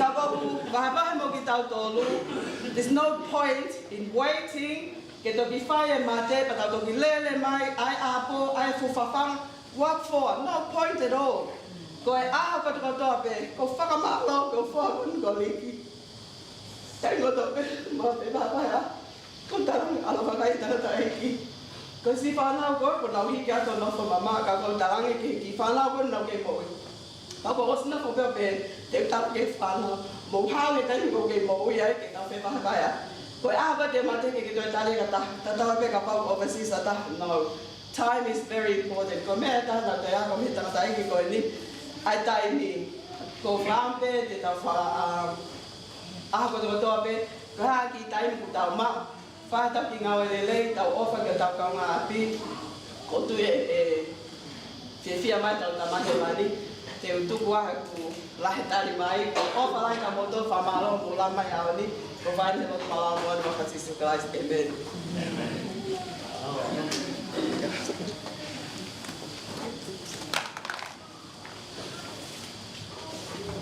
mo tu pe na whawhetai ki e o tua koe ta mai au ko ngā marima o.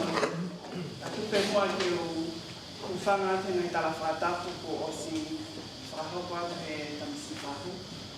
A tupe mua ki whainga mari no koe ni ko ilo peo apetai ni ki whainga ki vai no. Ko kuinoa ko whaimata hawea hi iau.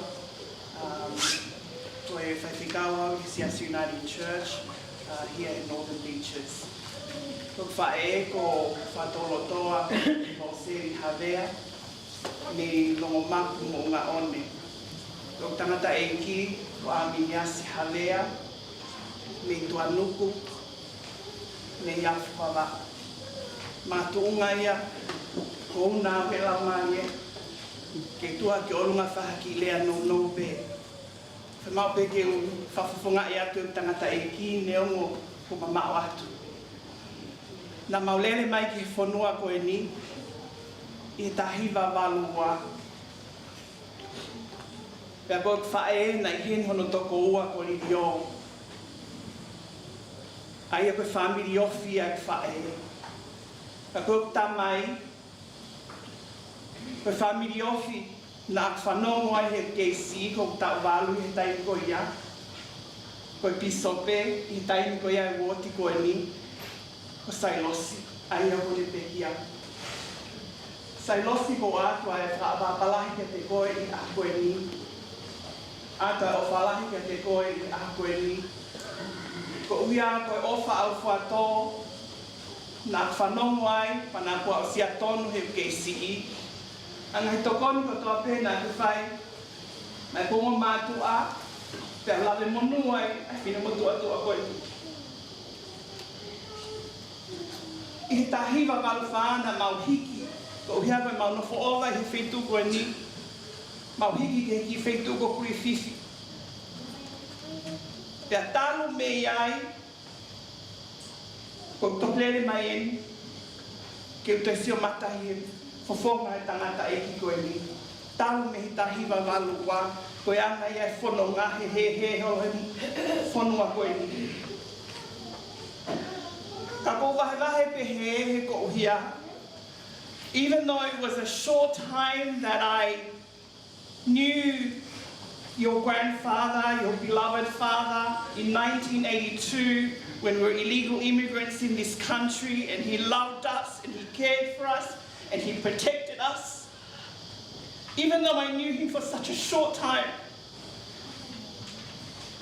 the busyness of this past week in my role has taken me to different places. It was last night that I saw that he had passed away and all of this whailotus had happened. But it impacted me so much that I wanted to run and just to be here, even just to be with Tauhi and the family. But I wanted to get up and to say, there's a Tongan word that says, or phrase that says, Wai taimi o toku mahu ingai ko loahi ene more. Sailosi's grandchildren and great-grandchildren and future generation to come. This was a man of integrity, a man of compassion, that I and my family back in 1982 were able to experience that compassion and that love. And today I simply wanted to come and just to give honour, give a few words to say thank you so much to him. At the time in 1982, working with other churches wasn't a common thing to do. But because he was my father's family, and even though we were at a different denomination, he was still at DY United Church, my dad would say, go to the program. And so I was here in this hall when I was 8 years old, competing in all the dance competitions and all of the different youth activities that was held here. Tauhi wai o whalahi ka te koe, e ka toni pa moi whanau, moi whanau no toa pe. Wanted to send my sincere condolences to all of you as a family. Probably the two scripture that comes to mind in this moment that I could offer you is to simply say, from the book of Lamentation, we hear these words, the steadfast love of the Lord never ceases. His mercies never come to an end. They are new every morning. That is how great God's faithfulness is to us. And lastly, from the Gospel of Matthew, Jesus says, come to me all who are weak and are carrying heavy laden, and I will give you rest. For I am gentle and lowly in heart, and you will find rest for your soul. Tangata eki, Sailosi, o koutui, whakatau pa moe lea e whahu I a koe ni, o ke mai eki ka te koe, well done, good and faithful servant, o whalahi aku, kai te harea whiunga tauwha, kai koe ofa me moe muwhekina koe pa moe whāmi, me tai whaina tā koe. Lewa paranga, tatauna. Mahalo, Patrick.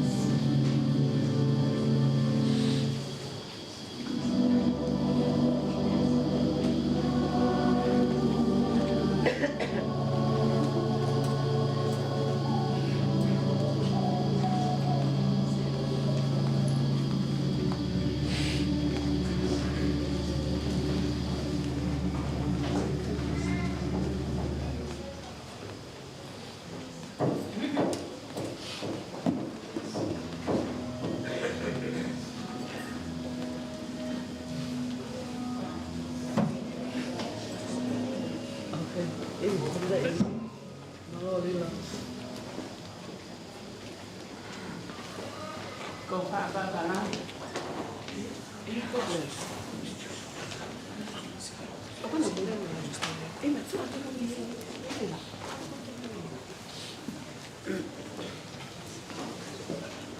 Cái chút mua cái đó thì vào học rồi là khi mà nó cũng đi cũng phá vào mà là những cái kia là mà và không thành cái nào cũng share cái Facebook cả ở ý nó cũng mà nó phải tại làm to đi lên ok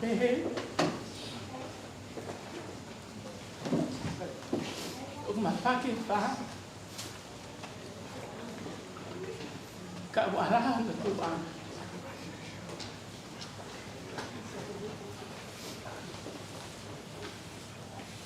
tâm cái nằm màu hao anh kia nằm màu hao tiền phun nó coi đi vì tụi hi bà cái nằm màu nó có bé thì cái phê chú có lên cô nằm màu lót cho chị có đi biết và cái time có nằm màu ý lỗi ai quay vô cho ngày đi và nằm màu hao lên kia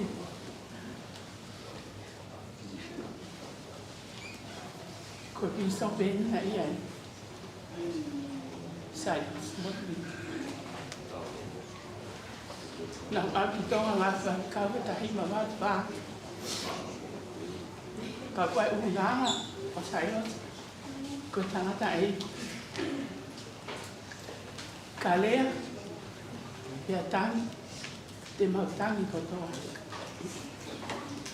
và cái này ai làm đấy là phải bảo tìm hợp khác tập của tôi còn phải là ông ha cái chuyện nga rồi cảm ơn không anh nào phật mẹ anh mình trong ở sông ha phải cao là chả mất sảy nó sinh ra phải đi tập việc của má của Mario ở từ từ mang của anh ta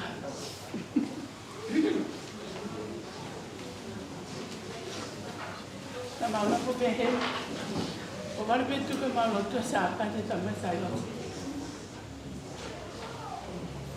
và một mấy cái office cái file một phần mạo và này phụ một thà phụ anh phải cao khảo cái áo môn như thế cái áo cái gì áo còn cả mà sẽ phải cái pha mi cái phải và này áo cái áo môn như thế ta ăn sai lót cả alis để học cái absiatio thì đi là absiatio và này học sai lót thì đi là absiatio còn nằm học Australia tengah tak ini, ada Italia masai. Mesti kami aku pakai kau kiai, di film mak yang kita pakai dengan komporan ini. Dan ayah lihat, aku tahu kerana aku yang nak fuk pakai kau dia. Nak jamai so tahu. Kau mengawe. Anh mua bàn là chuyện nhiều rồi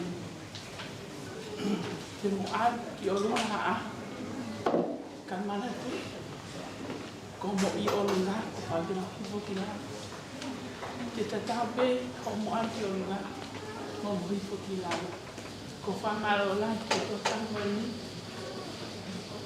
mà tôi còn có cái đàn như phát nhưng mà là cái gì sáng để bỏ mà tụi ăn là tôi còn nghĩ thì màu tôi tăng lắm và còn màu mà nó hết tiền một fois là phải trồng như cái của phải lại nha cái pha này đi làm sai nó Hola, Sailosi. Hola, que está ahí, como para gente con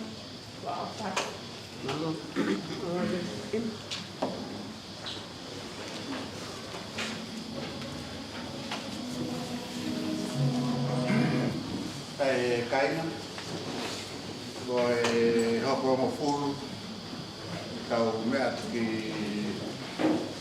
thì lọt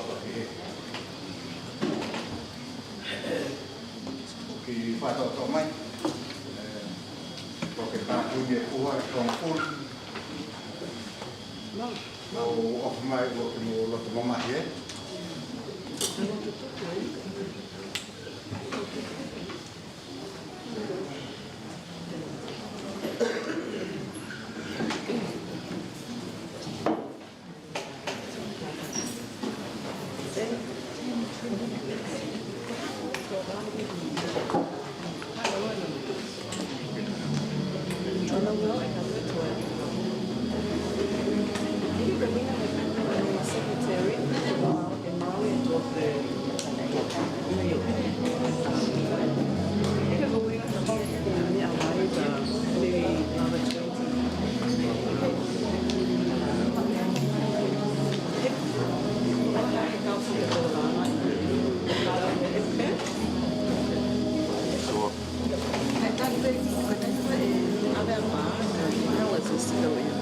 To inside.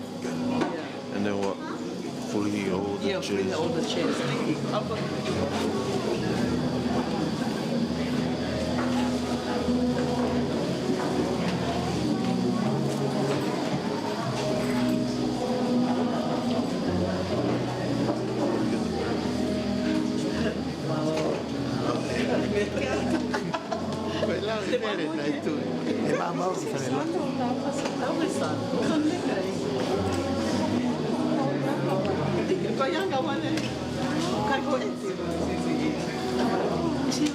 Yeah, see you there.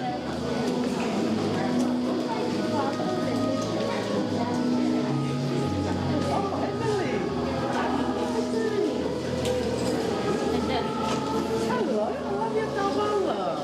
Mama got it when they went on it. Look at that. Yeah. It's so cute. Can I take a photo of you guys? Yes, now we do. Oh, that's so nice.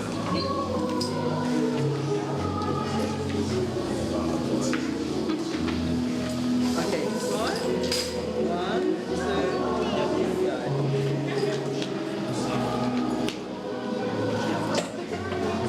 Thank you.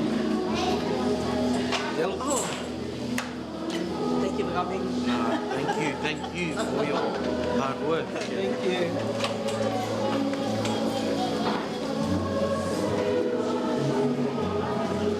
Where's Mum?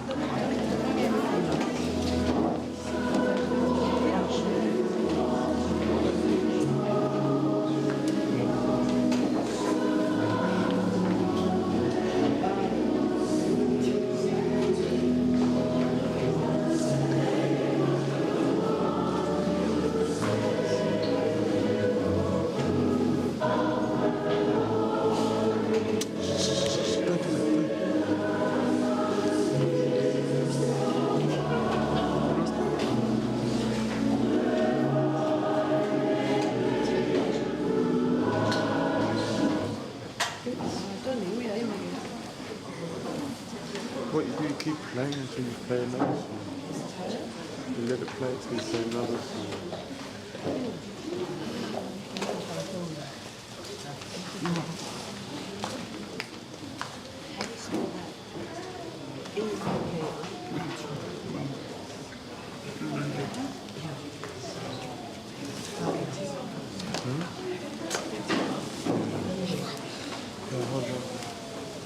Hold on.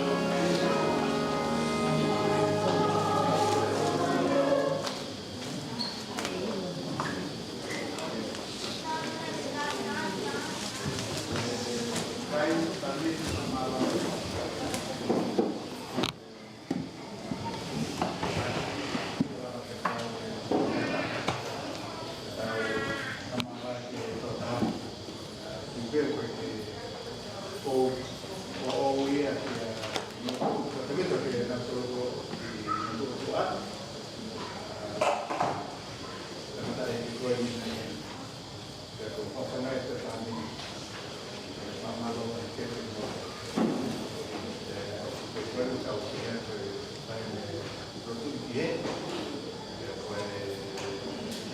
Malah koe Davidson. Toko peti soalnya itu melen bahwa Latu tamat kita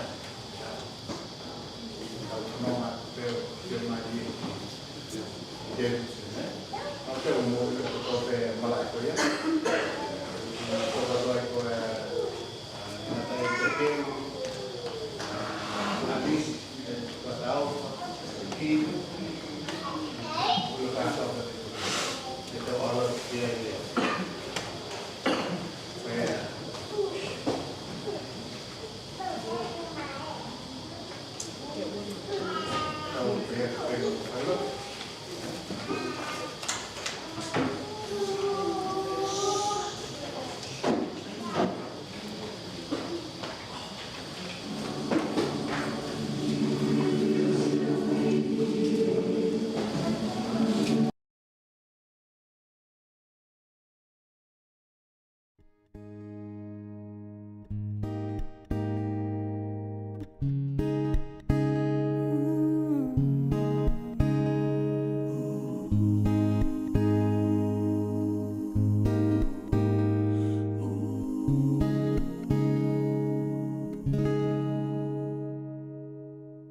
Some days I feel like I don't wanna do anything, 'cause I can rid myself of all the pressure.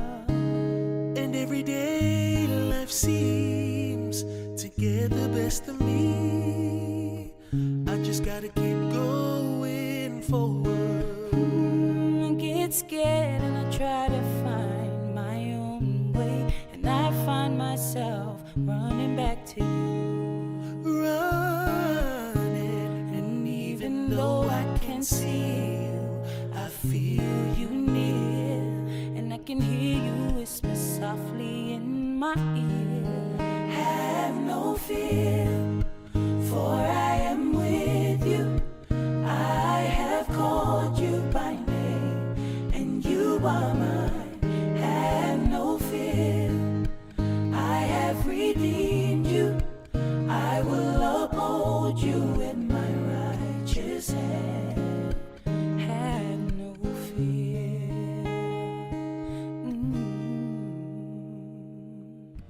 Many nights I was left all alone, figuring, wondering Why I could feel so alone, even though I believe that you love me. Ooh, I get scared when I try to find my own way. I find myself running back to you.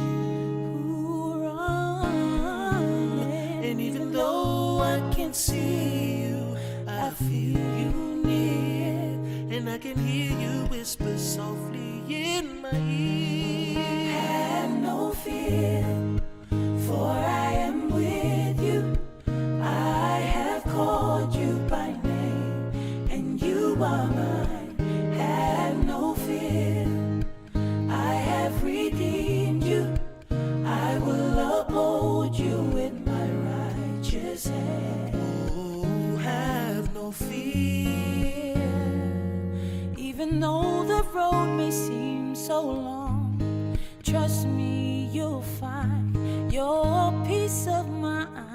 And it'll take some time. Take some time. You just gotta be strong. Be strong. For He's there with you. For I am with you. I have called you by name, and you are mine. Have no fear, I have redeemed you. I will uphold you with my righteous hand. Have no fear, for I am with you.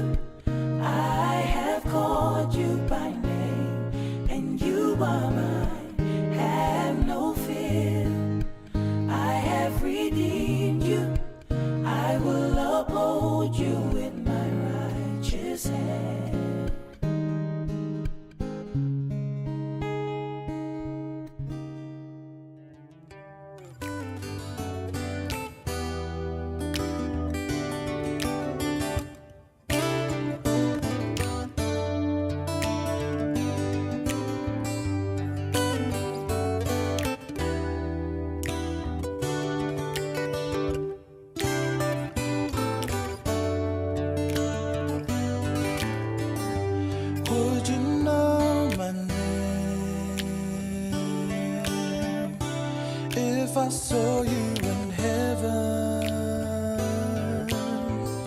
would it be the same? If I saw you in heaven, I must be strong and carry on, 'cause I know. Se o kai ngā whena e o toa, malo le rei, o mau o atu nea tari whiawhia, pai ngā lotu, ngai mātua, ka pewhu ke tau whanau, ko hiki he o au mahu inga taha, i e ahoni, kia Sailosi, Motuliki. Whātoka ngā ieni, uta hen whātaha, mo e tukani mulaki, pa sen steiki, pa sen whawaki moana, po ia une toka ngā, e tau o au, ko ni e hoan. E ko mao mawhai me te ia, ki o tatake atu e o wau koe ni. Whātoka e ngui whātaha mo tokani uruaki, kuri whē hoku, a pēwho ke tokani ua, lopeti, whenau. Ke tau whawhe pēne whahiwa, i ahoni, po lidia o sa whelila, ki ne kata ki o whakumai whahiwa, e pēs taha tauhiwa, te tau whawhe i lewa amula neika, ko tokani uruaki ni me kolomu, ki ne kata ki whawhe tau wholo. Malo.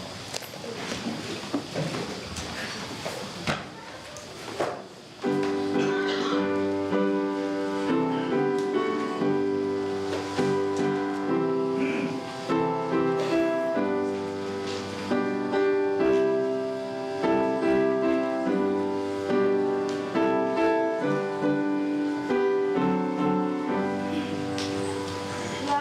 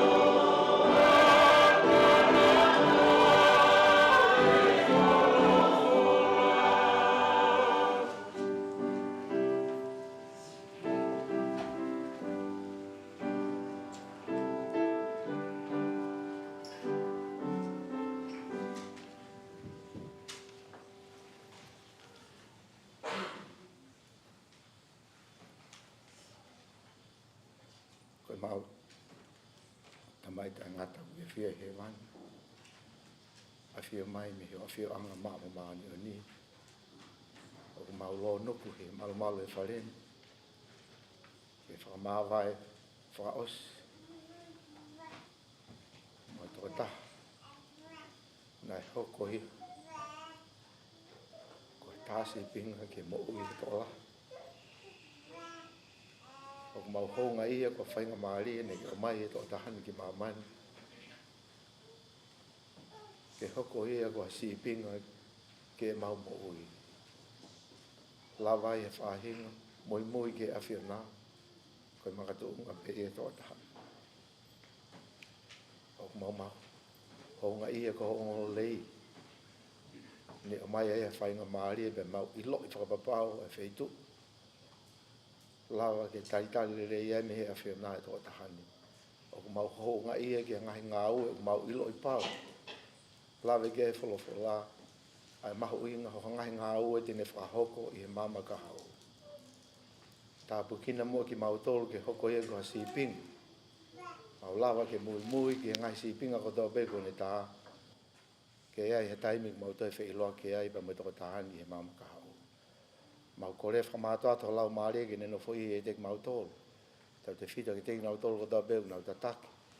Whahoko ngahi rea, ko ngahi rea ea ke whakawhia maare, whakaloto lah. Ke whamiri ke nau hoko ai o hangei tof peko tō tahani. Mau kore mau peho lau maare ke neno fo i e tek mau tōru whakataha. Ko e kore mo huu mau whahoko i he hawani, he loto mau rālopa i he wawhasisu klaisi. Amen.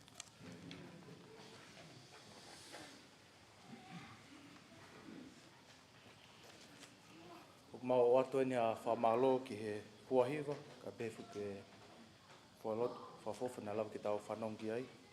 I e taini mi te tau tukai taim ki a Alice ka rete, tēnei whahoko mai e Geology.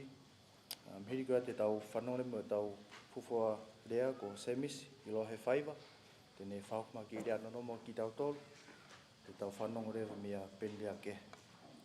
Hiri rea penrea ke he, te tamau rewa tau hiwa tūloto, me pesi ni maua, ko tauhi a Sihova. Malo, bless.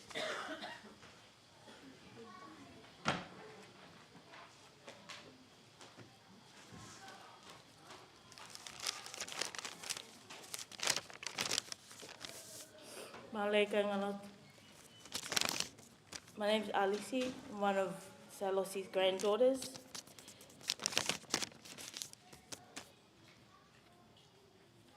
I'm honoured to read the eulogy today.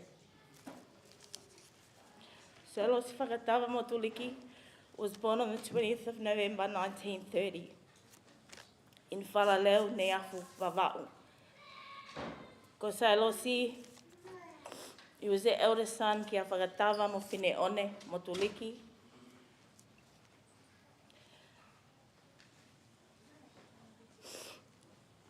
Ko ne ako ne alo ki Toloa o ako ki au.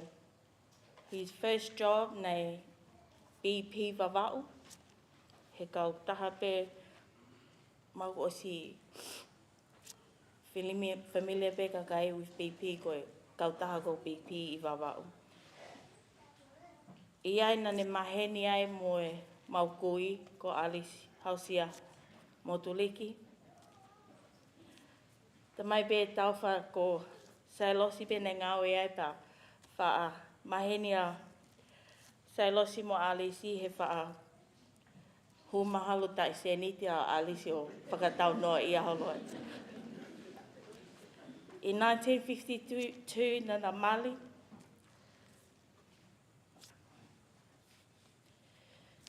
in 1953 ne whaele e a tauwha. I Sanwali. I tau pe i Tisema nei whaele e ai mo ki mani. Kamek mo katai. I tahaiwa whitu noa whaele e ai mo ta mai e ne tamasi ko Tony Motuliki. Nā alpeo tai mipa mana e ilo I pē pā ke whenga, ke tuunga, ke he. Pa whoki ai o ako ke become e whai ako, school teacher.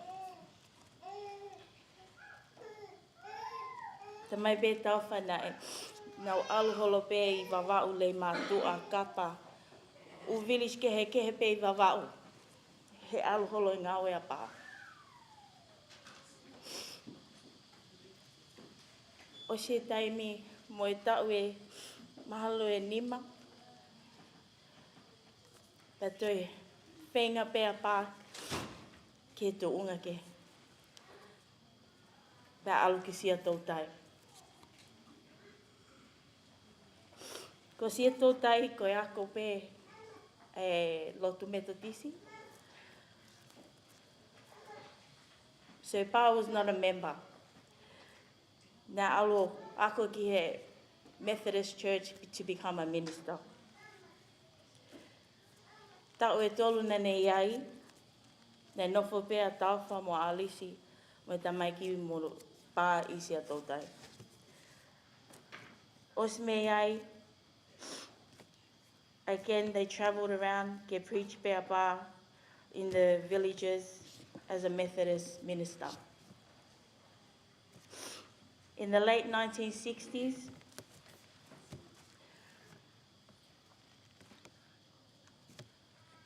the opportunity came ke alua pā, ke konwhenei nisi me totisi nei whai I Tonga.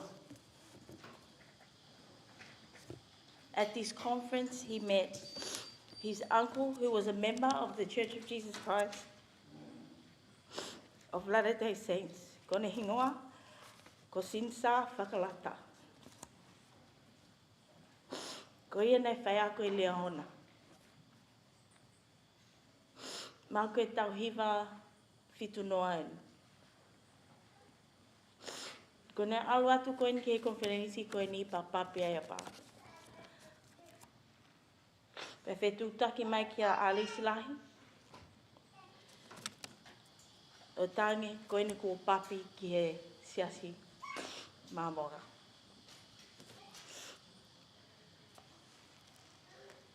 Talo e pē papi pē mo e mami mo family.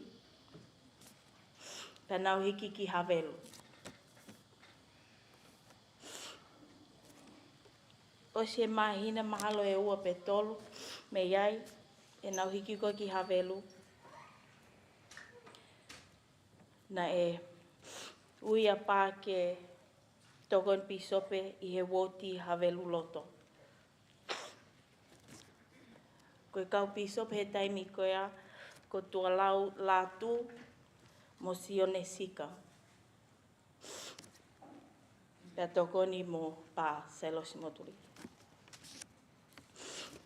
He taimi pē koe na e tamai e tauwhanai whangaue pēa Sailosi he hotele ngahi ngaue ni ihi pē o mai koe ai opportunity ke alua pā ki Leona Teachers College from 1971 to 1973. Pea ako whai ako hai. He finished from there in November 1973.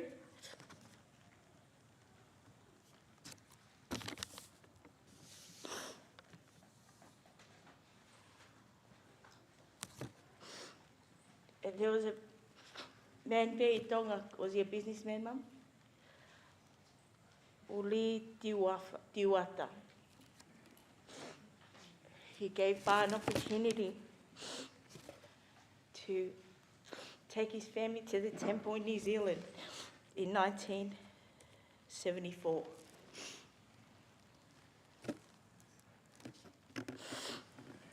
My mum said, "Now I'll be tangata koe ni ki toko ni lahi ki a pā, awe ki fisi ke whai, ne u passporti mo visa. Ke mau, panau puna ki Nusila, ke aru ki he tempale. O sipe mahina e tahina New Zealand, na e change ko e lau ko New Zealand pa ma'u. And they were Daula Ofa in New Zealand. And they were blessed in that month to get their papers while they were there. But they were there to be sealed in the temple.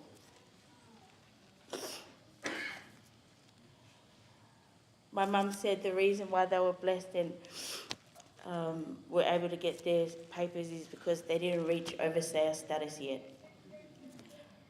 So they were blessed.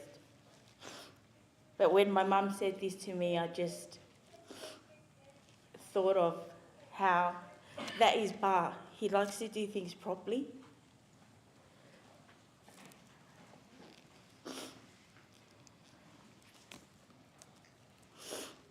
And while they were there, 74, 75, my ba worked in many jobs and he bought 2 homes at that time. In 1976, Kimani came to Australia and Ba Neri came to visit, or maybe they came to find him.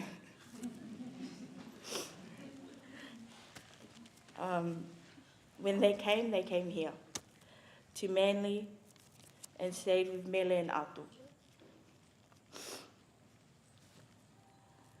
At that time, I think they came and nalata ia nawe haini parau whetu taka tauha mo malo ke nau mai. In 1977, my parents came here, and at that time, the eldest of the grandchildren, Malo was the only one born, and they settled here in Manly. 1979 to 89, or 90, 89. In this chapel, Ba became the first bishop in a Tongan ward here in Australia.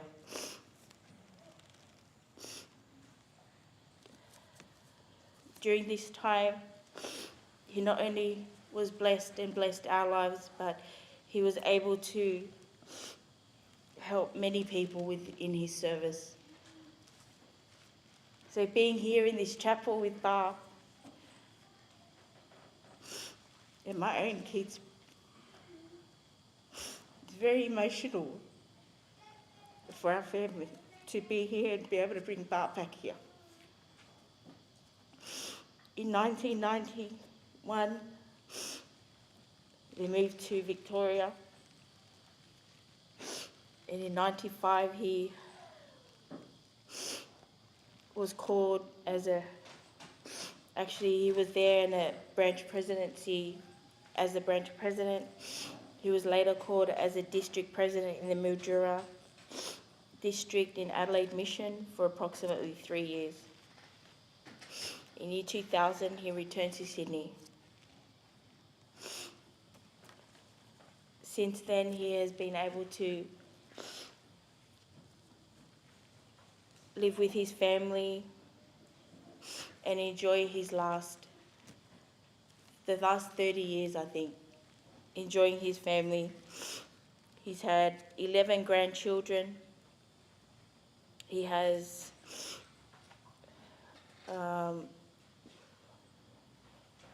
12 great-grandchildren, 2 more on the way.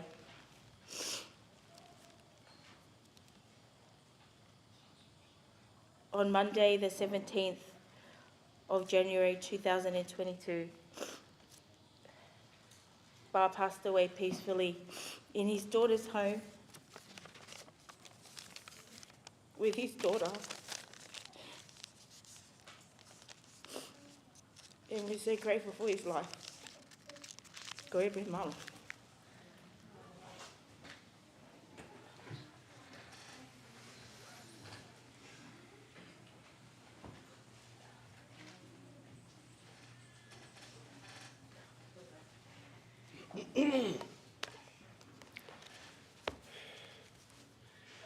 O kore ke u whakamalmalo at pēmua e tala whakatapu ka katopu ka mataki e polokalama mamalu e pungmungin e tangata e te au whai ki tua ka ata mua ke u whakakakato e whatungia na e whakakauna ake mutuan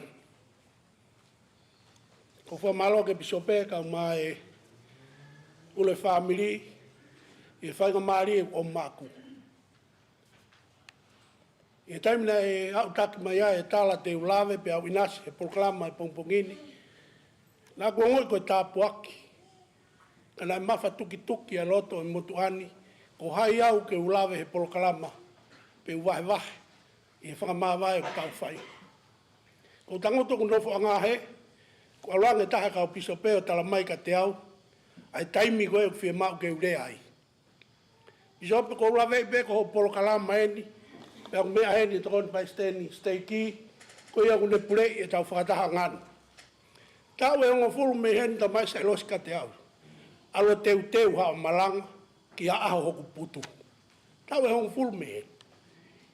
Mahalo ke tau e tolu pe wha, ku aranga tau wha mo malo ki whare mahaki pana tala mai. Mana tui o teu hao malanga ki aho Sailosi. He kohono loto ke kau he whakaheke heka aho koe ni. Ko whakamore atu pai steni.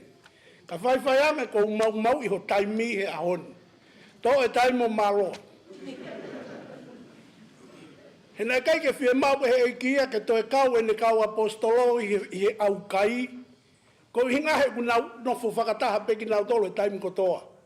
Paka pau te uto e taimi o malo e pongpongini. Sai pea ne lo pe mu Sailosi e aho kotoa pe. Paka whakamore atu pai steni. Nei longe ko mau i ka te whenga peho kule lei taha, ke utalango fua ko mau tūtū ni.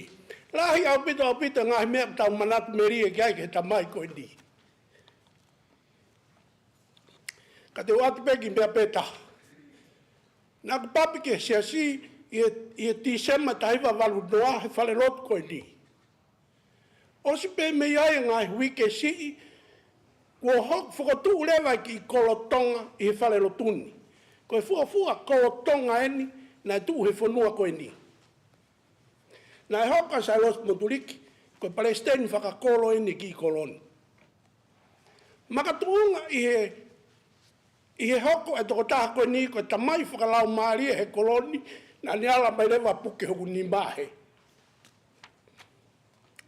He nā ilo pau he tangata koe ni, koe toi tuu eni mei he mate. Taimina e uiai he ki ene apostolo ko pita, ke hopu ki tahi pa ke ha.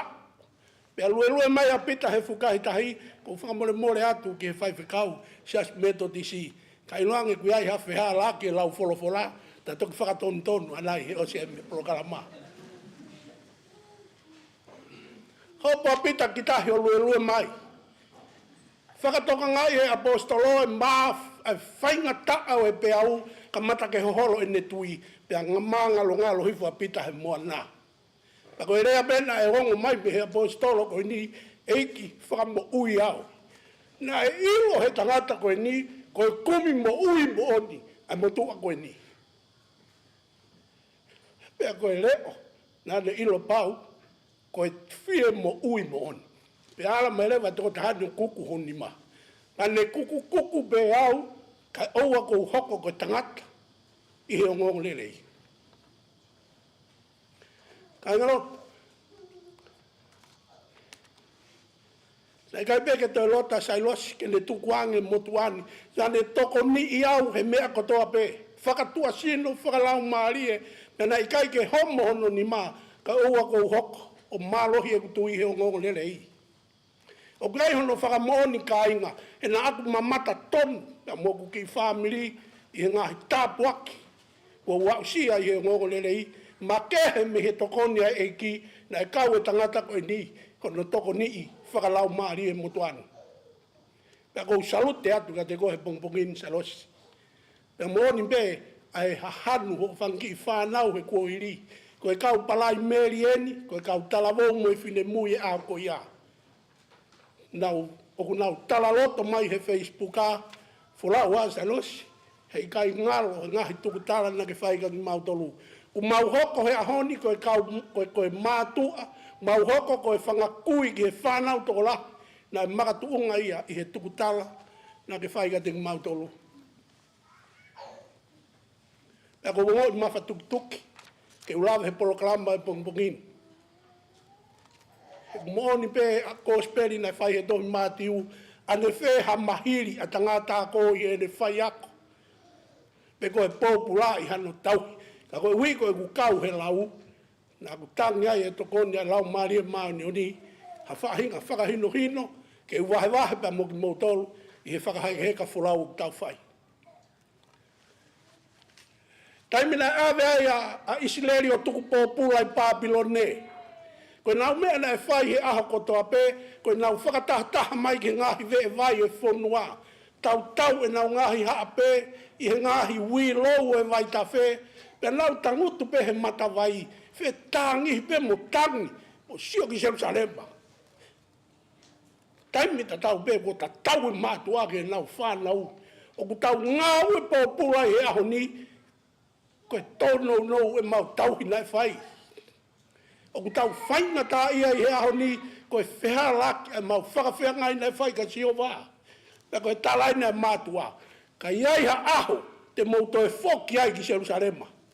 Mau e koulamo e siriwa i ho mauni mā. Oua na ngalo. Ai tō kupo Sihova. Awa Sailosi o nofo e wheitu uni. Tau lahi. Pani whakatau ono ki api hen. Of mai pe hen. Ngāu e ai hono whamiri. Ngāu e he ngongo lelei. I he ngahi tau lahi. Taimi bena e whie mau ai e tamai koe ni ke hiki mei he ni. Nane tukuange lewa mea kotoa bena ane mau. Kane o whaki i mai hono ki whamiri. Nau hiki whanua ki Vikatoria ange ko mea. Na tau whanua ki ai mea arisi. Na wau ki Vikatoria. Whakatau e Sailosi hono ki api ai. Pea whakamaru ai hono ki whamiri. Ngāu e ai he whamiri. Ngāu e he ngongo lelei. Taimi bena e mahino ai ke toko taha koe ni te nau whoki mai ki sene ni. Nā ne tukuange lewa mea kotoa nā ne mau ka nau hiki mai i he whonuan. Nofo he wheitu whakahihi fō, whakatau ai hono ki api, e whakamaru ai mono whamiri o au ke ahoni. Ahoni, ko ta tau mai e ta mai koe ni tauwha, e whangamopu nā, ko ta tau mai a pāhe ahoni. Ka pau te mauto e whoki ki api. Mau e kouramo e siriwa o ana ngalo ia ki mautolu ai tau kupo Sihova. Ta koe tangata ia koe ni na kei ke mahu inga ia ia he koloa. Mo e whare. Ta koe mea na mahu inga ia tamai ia koe ni koe ne o whaki i hono ki i whamiri. Kou maa whana o kuloto e ksio hifo he talaloto mai e whakamopuna he Facebooka. Po mea ne talamai ka ki mautolu he maupā i he aho kotoa pē. I he taimina a mautala noa e koe ne whakahino ino na whai mautokanga ki he lotu pe toka ki hako. Ta koe mea nia na mahu inga i ai e ta mai koe ni. Kono o whaki mai hono hako. Pe mautokanga ki he lotu, tokanga ki hako. Ta ka pau te mauto e whoki ki api a honi. Oua nā ngalo, ai ni mau Sihova. Hawa Sihova. Whakare ake ne balofitako ne tane. Alumu a whehu iange ki a te vita. Koe hae whare tene langa moku. He kone langa moku ai whare koula mo siriva. Koe whare sita. Ka koe ake ne fuakawa o ku whata te niti holopei e whare tupenu. Koe hae whare tene langa moku. Ta langa e te vita ke balofita ai whare tene langa. Ta koe koe ke whinangalo a Sihova ia ki ai. Kai he ai e whakakaukau e palofitanga he palofitaka te vita. Whai ia. He kuke mau e koe mea kotoa pē. Koula mo siriva. Ano langa a ki ia he ko langa whare Sihova. Ta koe ke whinangalo a Sihova ia ki ai. Ta langa Sihova ki a te vita. Oua na angalo na aku omi koe me he waha a makau e toa whaa. Na aku puke mai koe o lere holo he wao. Turi e whangasipi. Ke hoko. Koe tu i ke hoko kakai ko Isileri. O ana ngalo ia mo ui. Koe ai ke langa mo oku ai whare koula mo siriva hei ahoni, ko au na aku ngauhi ai universi koe ni. Na ia mea ia na whinangalo ki a Sihova ka inga. Koe taimi koe ni kua fu tō ki tu ai whaiang hala Isileri, au he kau whanau e kau taula e ki he whare tempare e nau tauhi ai tori. Pe talang leva e Sihova ke te vita. Mo i ke ilo e whare ko whi mau ke langa. Na omi leva e whakahino hino me he tohi ulaksa miu e la. Toki hau e whine eiki koe ni ko whine eiki masiva o omi ene ki i tama ke whakaolunga ke he to kupo Sihova. Ta koe me ena e whi mau he tamai koe ni. O ku ikai koe whare pia mo e koloa ikai. Ta koe ki i koloa ia na e whi mau e Sailosi pia na e mahu ina ke ne mo ui ko ene kuku mai. A hono hako koe ni. Pea ave ki nau tolo whakaolunga. Ke awhinima o Sihova. Mou tokanga ke he lotu, pea tokanga ke hako. Koe mo ui e hala whanonga koe ni.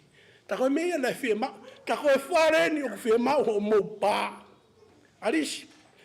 Puke mai whare nau e koe o whaanga ki mou tolo ho mou kui. Koe whareni kune whia mau ke mou langa mou ki nau tolo. Puke mai e toa ngā hoku hako. Pea ave ki nau tolo ke nima o Sihova. Mou tokanga ke he lotu, pe tokanga ke hako malo. Ko huha ke hako e. Ko huha ko toko hoa koe ni. He ko whakatoka ngai koe hako Sailosi, tu mo unga toko lahi e hon. Ka kuia ki toko si ia, o kuki sikeiti whakaholo muia ki la. Ta kou manawa si na kuia ha mea o kue sia he tauhi malo kwhai. Koe fisi voke motuan. Tau ki sio le yange, na ilone ku mo oni e matu a koe ni pāpilone, o ku tau whaina tā ia i he ahoni, koe tono e tau whakawhea ngai ka Sihova. Ai beg foi beatu sikeiti ki lalo, pu nou ariki o marimari. Family, ta koe whare enu whia mau e Sihova ke langa mona. Mou tātā naki kono hako, pe ave ki nau dolo whakaolunga ki he nima Sihova. Mou tokanga ke he lotu, pe tokanga ke hako. Sio ke whainga tā ia ki whangamopu nā, ta e whia mā wae mo nau kui, pe koe moon be ia, he koe ofa anga ini e tangata eiki. Whangi whanau koe ni. Koe hae whare mo whia mau ke langa, ko manatu ke whainga tā ia sio pe. Whaka au hai mea kotoa pe, pena e tala he whaka mo ui, he ikai ke ta kau ho mo mamahi, mo e whainga tā na e hoko ke sio pe. Whaka au hai whaka manu, whaka au hai ngou e anga, whaka au hai mea kotoa pe. Pau ke he whanau. Pe kei ke ngātai, toi ala se tāne ia ke he sino sio pe. Ka tala mai rewa he wholofola toki tokota sio pe he fu, wene fu nge esi ipu, vau ake hono kaka no. Ikai ke kei makata ki e sio pe, whainga taa, pea tangi rewa sio pe ka Sihova. Ko wheho fofo ngā, ko he hako ako ta fuaki ai ho fofo ngā me he kutangi, ne o ngona e Sihova, ai tope e ne tamai o e ki he kono o whaanga. Hanga rewa e Sihova au me whakawhia maari e koe ni ka sio pe. He nā kei whē koa, he kuhiwa. Nā ke hau he funga mamani na kuiai. Nā ke hau he lalo whonua na kuiai. Nā ke ai e kapakau e pongpongi, nā ke puna mai he ngahi tawhatawa akilangi na kuiai. Whakatomala siope. Whakatomala siope. Toki osi eni ai ki tsunami na e tōho tau ki whanua o whaanga. Hake mai e pea uha mai mo makamaka mo e fu, kaina tau tangi ki a Sihova, ko wheho fofo ngā. Koe hapo ke ta whoki ai me mau tangi, ka koe whakahino hino eni he pongpongi. Talanga e Sihova ki tonga he ahoni, i he taimi o mou nofo ai ki a te au, o kou ia te ki mou tolu, he taimi koto hape. Siope, koe wheitu mena kotoa na ke iai, i he mamahi mo e fia, masiva mo e koloa ia, na apu iai bea mo koe. Ta koe whakahino hino ia bongbongini ka inga, ka pau te tau nofo ki he eiki, o ku iai mau pe ia, mo ki tau tolu whanau. Aho ene maa vai. Kai koe aho ene maa vai mo tangu. Tau wha koe aho ene whoki api. Tala noa pe he, pai stēn, toi peki mi te tō. Ki whia maari e peki ai, shot. Tala anga pe koe ku maa loloa Sailosi, o kou tangutu he te pire kai ka kutu ho koa ai peito. Ko whanonga tau ki maki. Kau beat, ei, kau be maki e tan mai ia. O ke ilo ha mea. O ene ilo be a risko Sailosi en ko hau. Ai e ki mapu hoi lo lo aris. Ta bere ai na asilisi. Finally coming back home. Pe tai pe ko whakamatala mai ho ko ai whakakaukau koe ni. Whakakaukau au ke montua koe ni. Koe tangata whakapunake ni. Koe tangata whaivalea. Na ku ilo bea e toko lahi ni. He koe huri e nia e kau hero. Me he whatawhata maa whanā e whakapunake. Pena ke ngata bea e wawau lahi whaiwhekau. Na e kātoa tonga eikia. I he fuatare niti. Ai whaamini koe ni. Pena kau a Sailosi. Pa talangi rewa kokoa. Ke ilo mea maari. La pena Sailosi. Koe tala noa whakahua pe. Tuki atu ke matapā o arisi. Kuto o mai arisi matapā. Pe maa arisi. Na kei whea ai pe. Talangi rewa e Sailosi. Ai tari koe na e whai Solomoni ke whewhine sune mi. Ua hausia eni hoku lau. He tuu heni he pōko toa. Ua fuoloa e ku tuki atu. Ua fuoloa. Pa koe taimi pa koe wala mai ai a arisi. O wha o fua hono o whaanga. Pa toki puke hake lewa e Sailosi hono fofonga. Pa talangi lewa e Sailosi ke arisi. Si e ku pere. Ko e ku mana ia. Mari a lose. Mo e kautang whangatoko ua koe ni. He o huilo he kautamani. Ai natula e toko taha koe ni. Koe tau tānoa mo Sailosi. O ku tau kata. Tau tangi. Tau tangi. E koe tangata whakapunake. Tau wha. Aho eni ko ta tau mai ahi o mou tamai. Tuku au ke ufoki ki api. Pea mo oni bea apostolo ia ko Paula. Koe api ia ko ia. Koe api ia o ki taua ia i mua. Na omi ki tau tolu ke whakahau hawa i e mo ui koe ni. Koe ui koe ahoni ke foki ang ki api.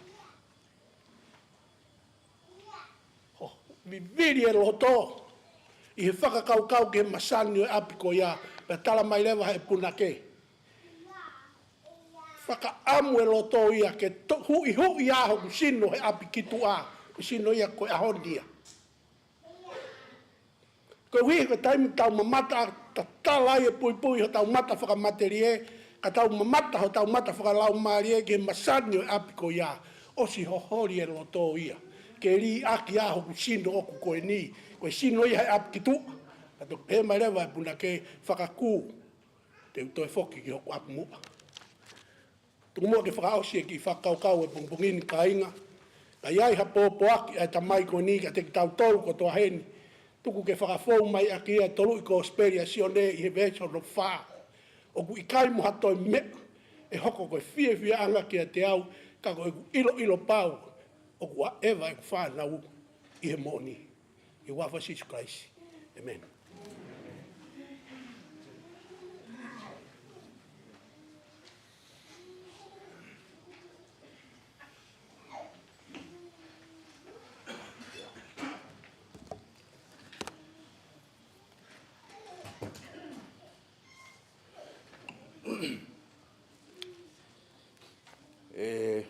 Ka inga ko ha lapuat make ke te au. Ke u kawai he programa whakaos. Pea mo pekia. Sailosi Fakatava. Motuliki. Pea ko domu a whiwhahai whapap. I he kautaki ko tau pe i moani. Ko atfoke ko whapapa ka te kumotoro ko tau pe. O ku maumea mai. Ke tau kau whakataha hono whakaheka o e tangata ko ia ko Sailosi he ahoni. Ke tuku a whapapa makehi ki he pekia Sailosi. Ko ni hanga o whakataha ki tau tolu i he aha koe. Kole pe ke u tomua whahat pe au, whawhiloa ki atu au. Mo e uhinga o koukau ai he polokalama. Ngai koe aku mo mea he whupeki he tau polokalama. O ke konga ko penilea ke. Ko ku ele mai pia me he motu pamata. tonga o niua fo o no fo ova no fo fuolo ai tō mololo.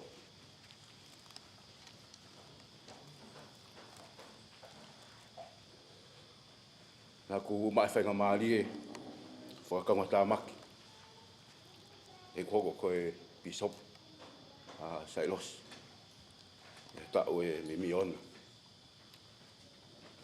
Nā e tukuangi au i he mahina ko osi.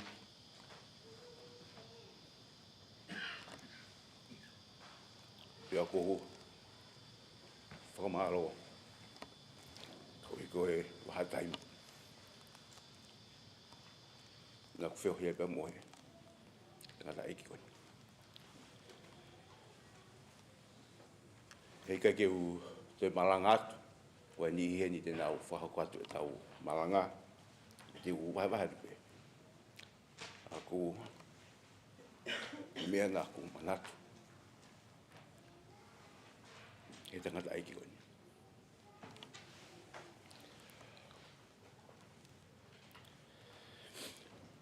I November koe ni tau ko osi. Na e whawhi mai e maro. Taufa. Au pa moko hoa. Teki ai ke tukuangi au pa me. Pisope. Tolo tonga whoki ene e mai whakangata ko ia he COVID-19. Aia ko meme ko maua pena e whakawhi ki he ki birthday ko ni o malo ka mo Sailosi. Ia e mo na ma ala tuai ki birthday ko ni a Sailosi o tau tu mai ta faki. Na fana ko Sailosi. Ko tau fihain. Na e tali mai Sailosi. Mo whakamato ato. O tau wani mai. Ia ako manatu ki he mo ui ai tō taha ko ni ko e tō taha ku o te whakahua. Ko e taimi pa mui peri na aku tala no ai pa Sailosi. Ko manatu i rei pe i he ku ke i whakauranga tāmaki e whatongia ko ni. Nā ku wha tala no mau pe pa mo malo. Ia ko taimi pe ku tala no ai pa mo malo pa o eke atu e tangata i ki na e whakamatala mau pe e malo kia te au. Ai ne nofo pa mo i tangata i ki koe ni. Ko taimi lah, nea ni ki ngō ue i tua, i hono api, ko ne tō e ngō ue, ko au ki hono ki pongpong e taha uia ko o sta aki kotoa Sailosi ki ngō ue koe. Ka ko di koe ulungaanga pa mo e toonga mo ui a Sailosi. Talu pe pa mi he tamataanga ko ia o e uke ko osi monite i aha kotoa pe tau whanongo ki he ngahi lelei, ngahi ulungaanga, toonga mo ui. Ai tangata aiki ko ni. O tau ako pa mi ai. I he wholofola nai whai he eiki, e ne kawako, kolo tope ke whakaosi aki. I he tohi koe asio ne wahe taha whā, kolo pe ke urawat, kia tiki taha tolu. Na e lawe ki ai a se misi, e ne rea. Vesi e ua, e vesi e ni ma, oku pe he. I he whare o e kuta mai, oku ia inga hina whaanga kura. Kane ikai, pe he ko tāga ia ka teki mōtoro. O kou alu ke teu hapotu mo mōtoro. Pe ka pau teu alu, teu hapotu mo mōtoro. Teu hako mo maua ki mōtoro kia te au. Koe uhi koe potu teu iai, te mo iai foki. Pea koe potu o kou alu ki ai, o mo ilo, ai hala. E ka inga koe mo uini. Koe mo uini a ki tau teu ai. Ki tau foki hake ki tau tamau ki he wani. I he palani ko ia e tau tamaku he wani ko mo uini ko hono te si ia ki tau tolu. Te tau whiunga pa mo tau. I he pule anga ko ia o tua. Ia ngai whainga ta ala, tau whianga ngai pa ko ia. O au pe ki he mate. Ai tau whinga. Ke tauhi e ngai whikau ai o tua. Te tau lava, o manaki le rei. Ke tau whoki hake no whakataha mo tau tamaku he wani. O ko whakamooni ka te ki tau tolu. A hono mooni. O ongo lei ko ni o tau kau kia. O ongo lei o si sukalaisi. O kia e ngahi whekau, ngahi whoni. Tau. E taimilahi o ku tau i whia ke mate. Nei ko ngahi rea koe nga te ki osi. Koe mate koe stepu ia e taha ke tau lava o fou ai. Ke tau whoki hake ke tau tamaku he wani. Nei ongo koe ni ihi heni o ku tau iri whia he mate hange koe mamata mai koe ni alose. Ka koe hala ko papa, ko pau ke tau fou ko tō pia.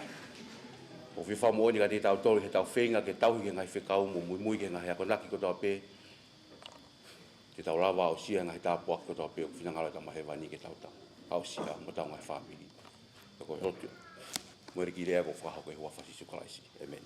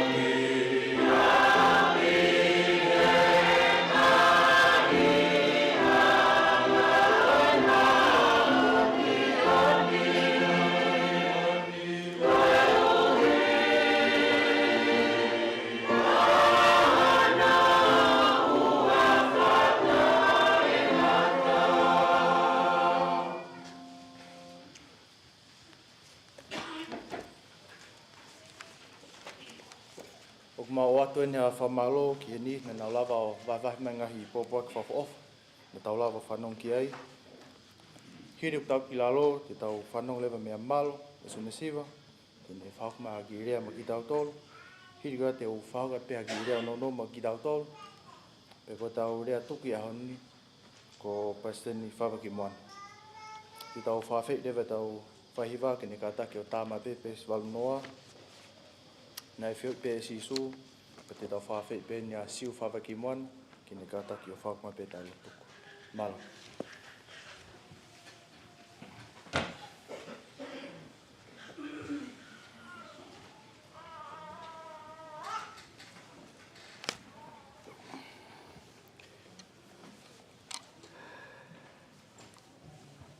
Malo puto ke whainga maleko na tuku me ka teo. Even though some of you don't understand tone, but I can't speak English either. So please be with me as the Holy Ghost can be dwell in you so that it can translate what is going to be saying throughout the service. Tami ko na kay Eva Maya tao Fakatava.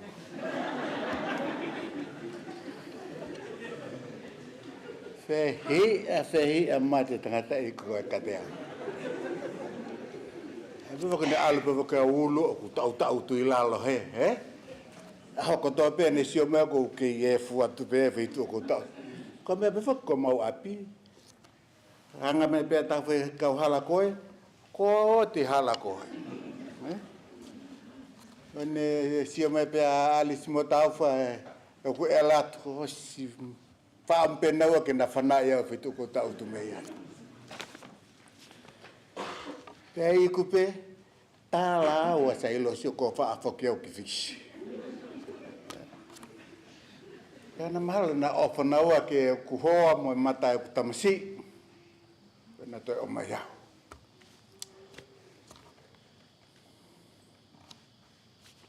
Nā kuparau ni se mea koe ka Sailosi. Teu tauhi o ofifini.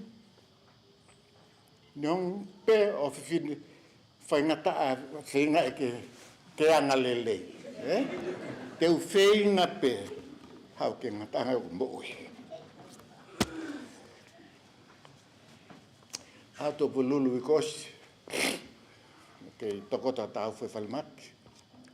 Pea ko maua toko ua pei api. O si hau e taimia, ko siongo i tangata eki, ko e ke toe haiwi, ke whahoko aki. Nā ku ofala i aputaki. Pea nau, pai u lotu. Kau kore ki tamahewani whui mea koe. Tamahewani, o mai mua ka te au, ai ofa hau kalaisi. Ke ofa e ai, e tangata eki koe. Whaalau pe whoke kau palangi ko miracle o pau ke hoku. Nai hoku, whaafoki whapea ka te au, ai lau mali e koe ia. Pena maua ofa hahawa moni ke tangata eki. Kau pehet ki ai. Te tawhanonga koe ni ke hau pia ngata anga. Malo nā kei manatu tangata eke pia sio me ka te au. Malo, uko kore wha mole mole atu. E toonga mui nā mui aki. Te kaua ke mokoe, pe ki wha mole mole iau. Ma whitangi ai mkoe. Kai ke utola, taini. Tu e taimi ke kapiso. Pungi te tu. Mai ulo le la a. Niongo na e kakapu. Uku whaingata ke sio o lelei. Pana tu o mele. Whatonga e mele, kosi teke. Ai maka me whanua loto. Taki hoha. Ke ulunga ngā pe whakawhaisiu, na alu moe lolo, ke pani aki koe ai sino e pekia.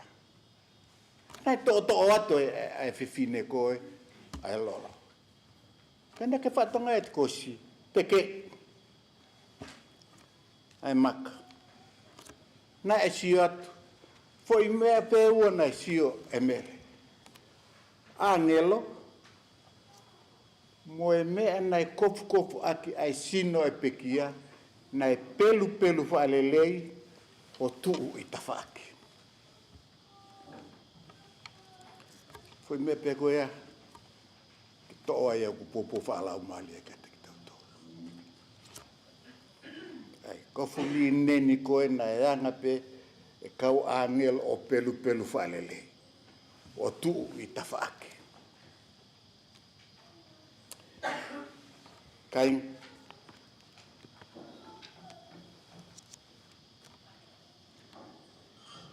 Malolo tangata iki. Me pe taha nau kole ki ai. Ke aho tō pululu wiko osi. Ko aho whao sie nau sio ke tangata iki. Nai lau ai na tuhulu.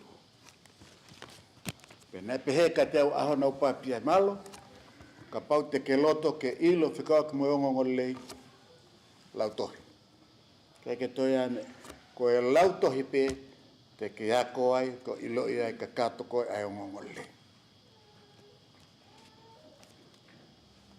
Nai whaingata ia mele, ene sio atu, pene ta foki ki mui ke sio ke eki nau tuai, ko ohinga pe foki, na ki ne nefu mahalo ai sio, a mele ka ki whatonga i ko eki o tuai. Pena kole atu. Ka pau ke ilo fitu na ke tukua, ai sino eki, tal me ka teo ki alo mai. Na yanga eki ko sisu kulaisi. O pelu a li neni pe ko e mate i e tuliki na e tuai. Pene pehe mai angelo, ko hame aku mo kumi ai mo ui i e poto e mate. Ko e poto me whaka mate ko pau ke whapo ui. Na e ulo mai ala a e pungi ko e na ngile e loto whai toka. Pene hanga pelu i ko ai mate mo mea katope o tuku i tuliki. Kai ke lawa e mo ui. Na hanga e kia, whaahama e ka te tautolu. Ko i e pe, ko e mo ui, mo e toi tuku. Whetu o koia, pe ko mea koia, ko pau ke tau fōko tō pe. Ko pau ke tau toi tuku. Ulu mai la a e pongpong toi tuku. Ngila, ke tau mo ui ake. Whamalola hea puta ke te kumotolo. E whainga mali e, mo lava tuku ate mo oe mo ngai api. E mo mea mai ke tokoni ki mautolo, whanau, whaheka mo tanga eki koe. Whamalo ke pisope. Se marolo mo tongan prestesteki. Na loto maula. Ke lava ke tau hen whata. Whamone ke te kumotolo. E mo niongo le koe. Me ia au. Tui, pe ikai, me ia au. Ala koe kaupapi fo o heni na e hoko e taime koe ko sine ele favo na uluaki. Ka wea mai lau, ka wea telu sila. Koe ko waupi na fiu a kau tama koe whenga. Fiu nau tolu. Hau a kau fefe kau pālangi, hau fefe kau tonga. Hala puta peia. Ilo me na e hoko. Na ngai fefe kau kate au, e ukoha. Lea koe nene whahoko o kuhoa. Ke te kina tolu. Tūku pe, ua ke motokanga ki ai. Ko wahengu fulu pe au, ko misinare pe au diwai, wahengu fulu au heni. I he sāpate, Whae misinare diwai, alo mo kuho ma misinare. Sāpate pe hau ke wahengu fulu, hau maua wahengu fulu heni. Te kei ke koe o ki siasi. Kanglot, o se kutaini, ke whamalola he putu ke te kumotolo. Whamalola ke mau kangalot, sao mama o mai he, lava ke tau he ni whataha. Whatauane, ia mea te ke nofo mo ia, mei e tangata e ke koe. Fia ene e kalasiko ni ko losi, Ke lava nau whanonga lewa rau tolu, ka ke toi anga tangata e ke o whapangopongo e ki nau tolu. Te whamalola he kuta ka mau tolu. Pe he ku whamoni ke te mau tolu e whawini, i ofa Jesus Christ, amen.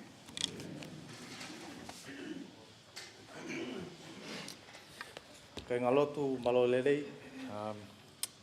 ko lauin ka tāpua, ko mau i e pombongini, ke ukau, i ki mominiti mahu ingain, ki taupekia ka Sailosi. Ki mua peke vai ki popak nou ko ni, ko loto peke whawhiloa ki peo ki ngoa, ko ki ngoa ko pisope katoa ngā whare, ko hingau ko ngā mātua, ko malakai, ko ure mai mi tō mololo, ka pefo ko whae, me mau whanga. Ko mai tanga na e mari ki wheitu i tonga o lo mai viti.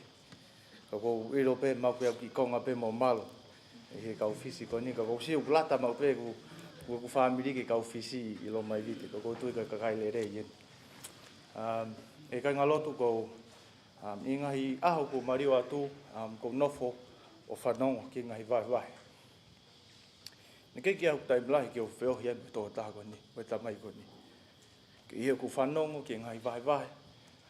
Ngai pōpō whikawak mo tamai ko ni. Ko lava o ilo ne ngahi ulunganga i hame miha ki mōtono. Ko ilo, ko mantlerei ki he taimi koe na mau, nai whotua ai wōti ko ni. Ko pisope rea ke, nai hoko pisope taimi ko ni, pa nau ki kawe ki he YSA. Ko mantu lerei, i he bonbon ko tā pē, he nau waweki abseske, whauki whatongia Saame niti. E nau manat le rei ki he bonbon ko tā pē, o taktaki mai tauwha, ko malo, ai tangata iki ko ni. Ka neongo e whaingata ia, whatua sino, ka nei whainga pē tō tā ko ni, ki neau mai ki whalotu. Ko whainga maupe time goina ne hau whailotu ko alulu mei o moia. Naka kene pōkma ngahi rea la kia te au, ka koe rea pena ne whaukma kia te au koe whakamalo mo ne marimari, pa ne hoko ata ne whanonga. Pea ko tui koe tō taha le rei ieni, na naulava ako ngahi mea lahi me iai. Na e whawhai mai pe ne malo ki rea pehe rea whapalangi, ko hiku iai ne ngai whamiri ui heni, a pe fuku e whangamoko puna. Brothers and sisters, I'm truly grateful to be here. It's been a tough couple of years in our families, and we know that COVID has taken the best of us at times. And sometimes we lose family members in which we don't want to let go of. But one thing that I do want you to know is that Heavenly Father lives, and that He loves us, and that He knows of our circumstances in our families. At times we do not want to let go of family members whom we love and cherish very much. But I know that this is part of God's plan, which is called the plan of happiness and the plan of salvation. This plan gives us comfort and hope that one day we'll be able to see our family members once again. I remember growing up where I had occasions like this where we lose family members, and it was such a tough time for us to understand why these things happen. But in the gospel of Jesus Christ, we understand that this is all part of life, and this is what we have to go through. There's a scripture that I just want to share real quickly. I know that time is running out real quick. But this is something that was embedded into us a very long time ago from our parents, which gave us comfort to us. Now, in the book of Alma, there's a person by the name of Amulek who's talking to these people at this time. And he's preaching to them about our Savior, Jesus Christ. And this is one thing that he shared with his people. He wakai koe mo uini koe taimia ki he tangata ki te uteo ai ki whiloaki mo otua. Io, wakai koe aho o mo uini koe aho ia ki whai e kakai e nau ngahi ngawe. I may not have known Sailosi for a very long time, but I know that he performed some great works. I remember one of the leaders that I spoke with, he said, Brother Fale, how do you know if someone is a good leader? How do you know that someone is a good mother? How do you know if someone is a great father? And I just showed him, maybe by the teachings that they share. And this leader said to me, wrong. You will know that this person is a great person, not by the things that he says, but by the people that he looks after. You don't just look at that time, but you look into the generations and the legacy that that person will leave behind. I know that Sailosi has left behind a great legacy. He hasn't just blessed his own children, but he will continue to bless the rest of his grandchildren and the many more generations to come as well. I just want to bear you my testimony from the book of John, chapter 14, verse 18. And I'll just quickly just grab that out for us. And this is the Savior talking with his apostles, and this is what he says. Ikai te utu ke tu anoa a ki moto, te hau ki atu ki moto. I will not leave you comfortless, I will come to you. Though these times are challenging, families, and though it's hard to let go of our family members, but the Savior has promised us that he will comfort us during these challenging times. And these things I say in the name of Jesus Christ. Amen.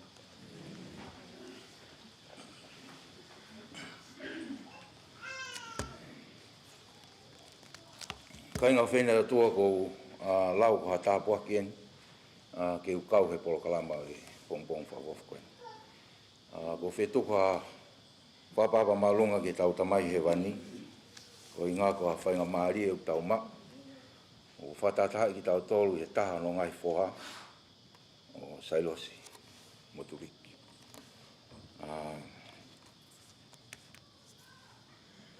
Taimina mau ki hawai ki menli ki heni nei ngofo heni ko matua mo ko whangata whawhine. Mane o si hiki tō taha koe ni. Ko tui maha ko sina maha na episope taimi ko ia. Ka ko whanongo pe he ngahi whamatala e aho ni. Ko whetokua whapapa malunga ki he pekia. Na ko hao o whanongo ke ngahi Manak meri ke tō tahani whanong ke ngahi rea. Mahino ka te au koe ni ko ku mari ki haka me mo ni ko na ha mi haka me. Ao ngā lahi ki ai e tamai koe. Wa ko tui ko nau tolu nau tō lahi taha ni. Nau whakapa ki ngā au e mahuinga e whai he tamai koe ni. Kau wai tō ko ni ko sāres ko tui ko tō taha ni. Nai fu mahuinga ki ai e tō taha mahuinga koe ni. Ko ki whialawe peka ki konga si. O ngahi mea taimina e teu ke o si awhio i he e ki e pekia. Nā ne hanga whahino hino e kau ako ngā, hange koe ngahi rea ki mua, nā tau whanongo ki ai. Ai konga mahu inga koe nane pehe teu alu o teu hanofuanga. E whamatala Joseph Saamita, o pehe, kono uhinga koe ngahi nau nau. Ne whamatala kia e tohe a Korinto, koe ngahi nau nau o ku kehe, ai nau nau e la a, mo nau nau e mahina, mo nau nau e whetuu. Hanga e whanongo ki he historia tō tahani, ngā ki taimi nau nau na mau wheohia i o mau oti, mo mau steiki. O ku iai amanaki lelei ki ha mama o ku teu ke whanonga atu ki a tō taha koe.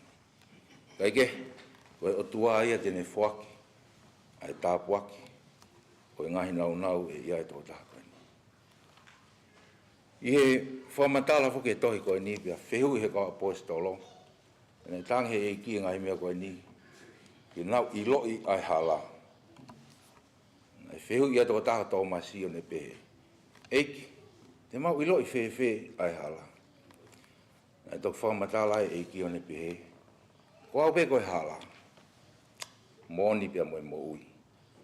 E kai hau hataha i ke tamai, ka ia te au. Pia ono whakaukau he ves koe ni pane, whakaukau ki he uhinga maari e, ai pe whamo ui ko ia pe ai hala.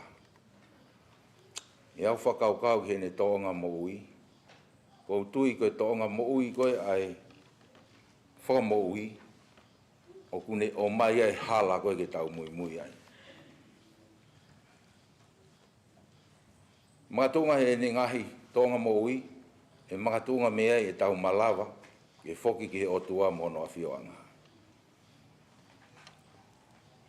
I he ne mo ui, o kune o mai e ka te ki tau tolu, i taimi nā ne pe ki ai, pe ane toi tuu mehe mate, o kai ke uhinga e ne pehe ko ia koe mo ui, ki he mo uini. Ka koe ne uhinga tene o mai e mo ui, i he mālohi o toi tuu, ki he tō taha kotoa pe, ki he tau mau ai mo ui tae whamate, mo ui tae ngata. Hei kai ke tau malawa ke mau ngahi mea koe ni, ka oua ku tau fou he hala, nāne whakahino i. Nāne whakahino ke a Nikotimasi. Hei kai te ke mamata ke pore anga e langi, ka oua ko whanau i whoo koe i he vai, pia mo lau maari. Koe whanonga koe e tō taha koe ni koe pekia, o tau i he nea he aho ni. I he ku ilo i whakapapau, nā ne fou he hala, nā ne ilo he hala. Ai hala koe nei fou ai whakamōui. Nei aule whakamōui kia sione baptaiso. Nei hanga e sione baptaiso whaha kia te ia, o kui kai ke tāu moau ki whai ki u baptaiso koe. Nei whaha he i ki, tu ke whai en ke mao neoni ko tāpe. Ka pau nei baptaiso whakamōui, ki nei o mai e hala, e te ki tau tolu. Ko a tau aia ke ta fōu ai, ke ta mau e hala, ke ta aula ai ke ta mai. Ina os palo mesi pehe e ki, hei kai hau hataha ke ta mai, kai e te au. Ianga e tau whakaukau ki he mea whaka eki o e au ni. O tau whakaukau ai ki a urungang, o a mo ui, ange koe tau whanongoa, a ngahi historia, na ne mo ui aki, a ngahi te whtoi mo oni o ngōli nei. Na ne toku ia ki a te tau tolu, ko a kāpasa, a tau whito ke whamiri, e tau tokanga ki ngai mea e ki, ko ia pe ai hala, e mala vai ke tau toi whei loaki. Mo tō taha koe ni. Ka pau ia te ki tau tolo ai hori, ke tau toi whei loaki mo tō taha koe ni. O tau whaamu pe ke tau Moimoi ki hala, e whaai, ne hanga he wha mo ui. O tā he mo ui. Ke tau whou ki hala, e hanga rewa he mālohi o toi tuu, nau ia na ne whahoko i mo wini, o mai ka te ki tau tolo e whainga maari, e tau toi tuu, o nofo whataha, o mo tau ngahi o whaanga ko nau mamao atu me mo wini. Neongo tau heni, ko haongo whakamaterie, i he māwai. O tāpe kina ki tau tolo e ki, i ne ngai whaino hino. O ko hange ai mate, ko ha whakataimi pe ia, o e mawahe ai sino, me he lau maari e. O tatari ki ha aho, e toi whoki mai sino, e whakataha, mo whoki mai lau maari e ke whakataha mo sino, i toi tuu nau ia. E maurewa he sino, ai sino hao. Ko e o ko whamoni ka te tau tolu e whangatoko ua, whangatoko whawhine. Ko sisu kalaisi pe taha, une o mai nonga. Une o mai whakawhia maari e. Ka te tau tolu, i taimo e whaingataa. Hangi ko ne wholofola. Hau ka te awa ki mo tolu ko tau pe o whainga, o mawhasia. Te o whaki ai whi maari e ka te moto. Ko tawangi e tau pekina ki tau tolu e ki. E tau mau e ne nonga. O mau e whie maari e mo i koe ni. E taimi o e whaingata. O ka pau te tau tūtaha e tau mo ui. Kia teia. Ia mo e huhui, mo e wheilau ne whahoko. O hanga he ne wheilau o mai ka te ki tau tolu e manaki le lei. E tau toi mamata. I e tō tahani. Neongo ne mawahe me te tau tolu, e mui whakamateri e koe. O ko whamoni o kiaha o tua ko mo ui. Ia kono alo ko si sukalai si. Na ne whaki tau ataina ne mo ui. Ko hinga ka tau malawa. E toi tuu me mate. O hoko te mo ui. E toi koe a korintona e hanga e Paula whakamatala. O ahono aonga e papita e soka te nau tolo ku mate. O ka pau he kai ke toi tuu e mate. Whamatala rewa e Paula. Ko pau ke toi tuu e mate. E hoko te mo ui e mamaka. O ko ki nau tolo ku nau mate he e ki. O ku nau mau e nau. Ko tala ofa he e ki mate ki nau tolo. O tanga pe ke hoko e ngahi ngaue. Ai tō tahani. O ha me e lava ke liliwa e tau mo ui. Ke tau hoko ai o hangi ko ia. Wate tau whakaukau ke mo ui e wha mo ui. O tala noa ia he karistiane, ko tau pehe mo ui. O pehe e tō tahani e tau tala noa i hono urunga ngā. E ngahi mea ko tau pehe whakangalonga ta he ne mo ui. Wate tau tō haki mea si pe me he ne mo ui. E hoko ia ka pasa ki a tik tau tōlu ke tau whanonga mo i he mo ui koe. E hoko ia ka mea lawa ki tau whiawhia. Whakatawangi tau pekina ki tau tolu e ki, tau whito ki whamiri, o whalahi ka te mo tolu, whakatawangi ki whakanonga ki mo tolu e ki, e taimi o e whaingataa. O whamoni ka te ki tau tolu, kuiaha palo whito mo ui, o kune mau ngai whakaha ki tataki, a hono si he mo ui, o whamoni e wafa si suklaisi. Amen.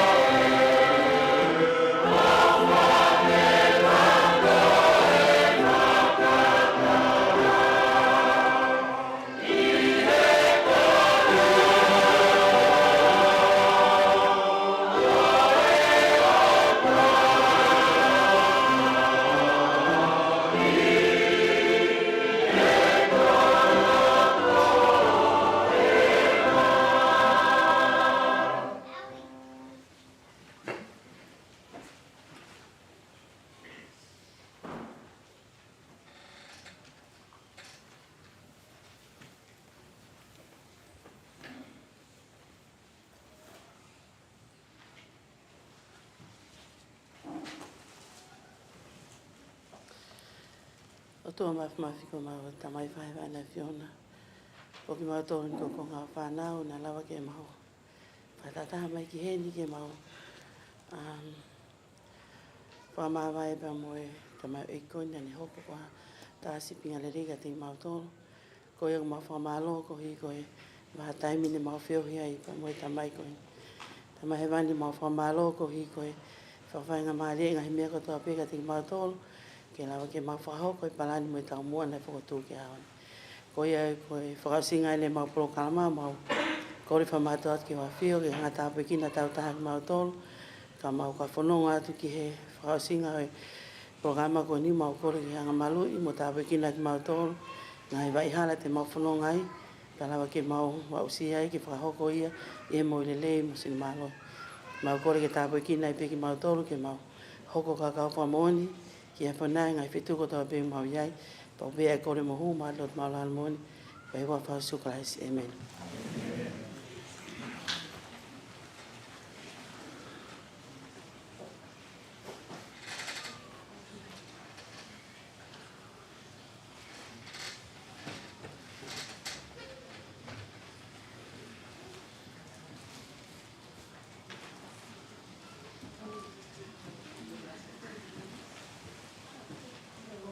Thank you.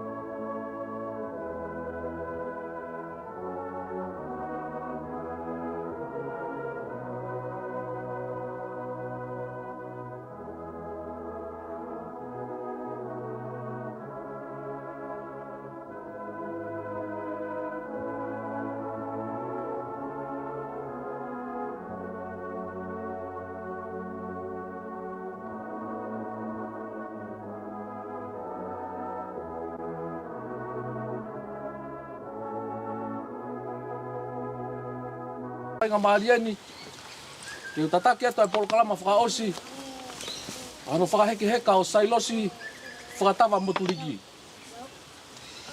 E tau whakawhei, whakataha hede a lili osa whalala kene hoko ko hawhaihiva. Whenila kene whakahoko kene hoko ko hawhaihiva. Kene tataki mai ka tiki tau tolu e himi nima whaa. Eiki koe maukore. Te kahiri ko ia te tau whakawhei na kuri te hoko. Kene whahoko hafualotu ka tiki tau tolu. Te kahiri e fualotu. Te tau whakawhei heni a vai tā whafu. Kaupusi. Kene tāpua ki ai whaitoka mo whakatapu ia.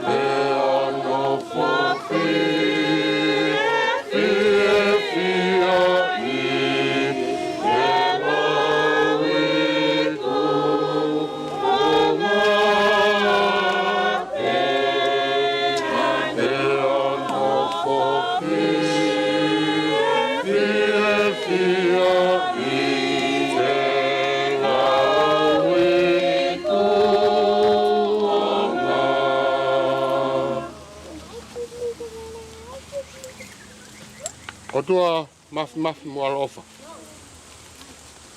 O ki mautolu, o konga beho o whanau. O ngahi o whewhine mo ngahi fo.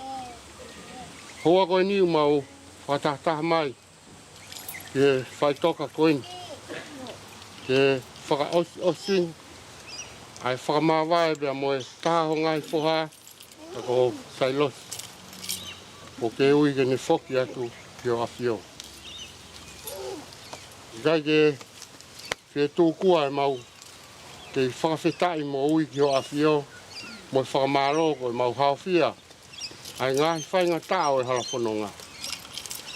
Hawani mau to e ui be ki o awhio mo i whakawhia ho lau maari e ke nofo ia e te mautou.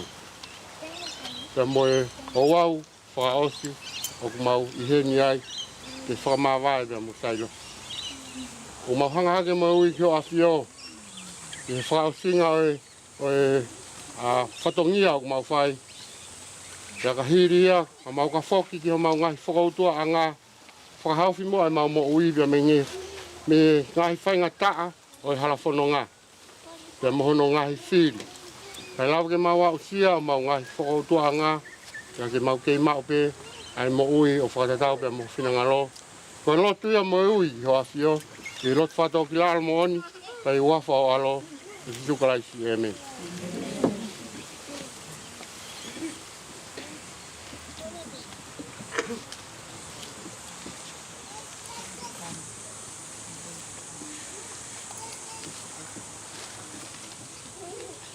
Koe mau tamai ku he vāni. O ke awhio mai ka mau tōru ko ho whanau. O mau whakatahataha mai. E oua mahu inga po iu. Ai mau whakapapa whakas. E taha ho ngahi whaka. Nā ke whaikau i mai i mo uini. Ya puke toi ui mai te kokla. Oi e houani. Kou pehe I he malo. Moi mawhai. O e lakanga talo eik para merek sete ke kou mau. E hua patou tapu o alo ko sisu klaisi.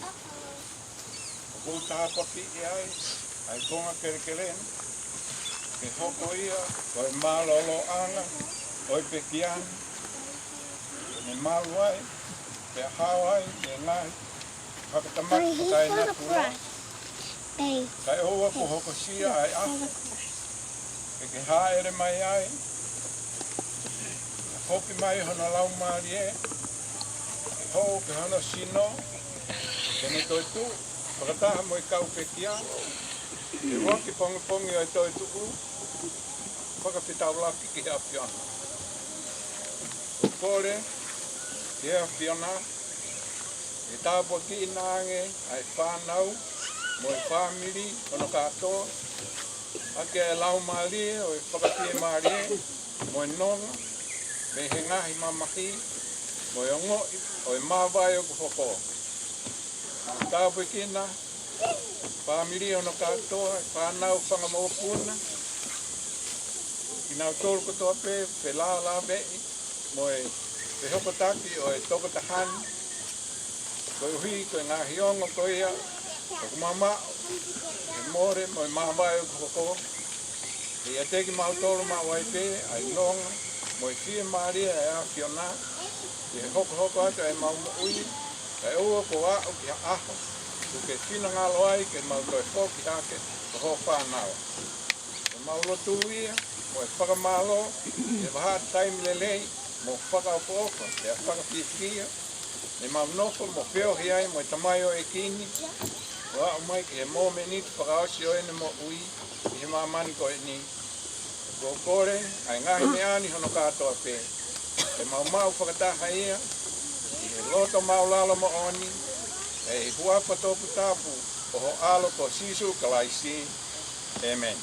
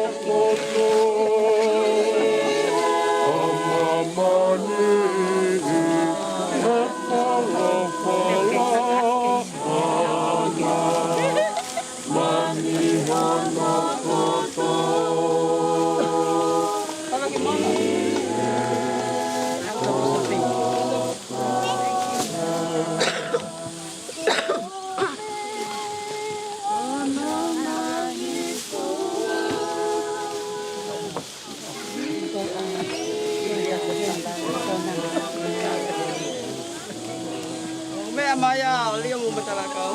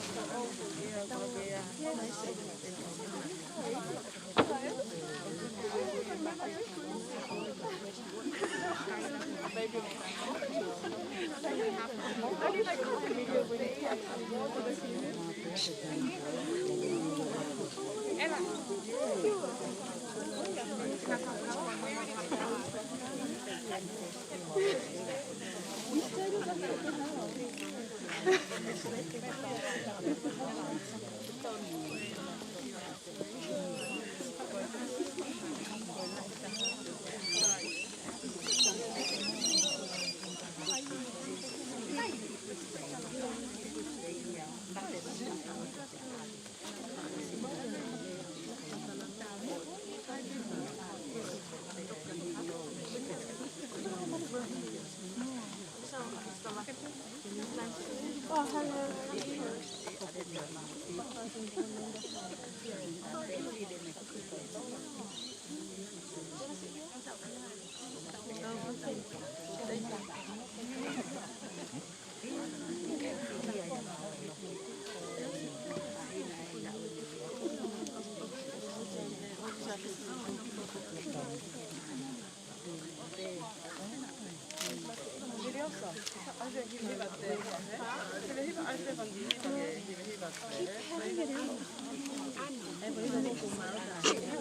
Look at us. The non took it. No one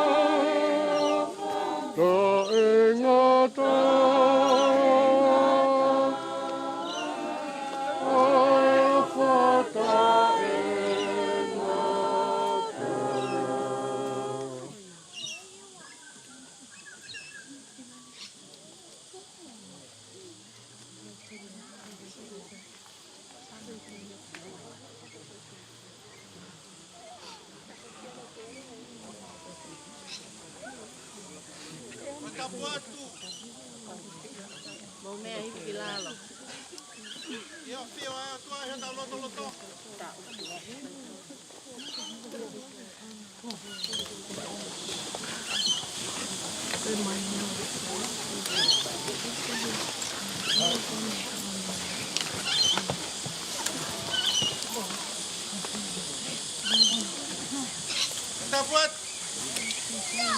Ya Lord tweet. Tama haway.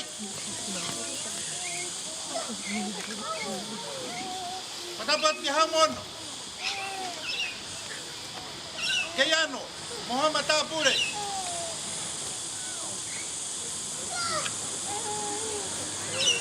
Patapat ki he President Steiki. Kama Bishop. Kau fai kau. Moha fakau lumatong.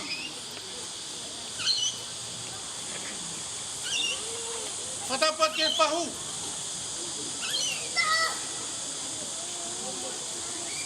Patulawat. Moimoi kitok. O kera ikin. Ata mo ko e fai mari ko ini. E fakakato e fatungia. O Sailosi Fakatava Motuliki. E fiaf koe.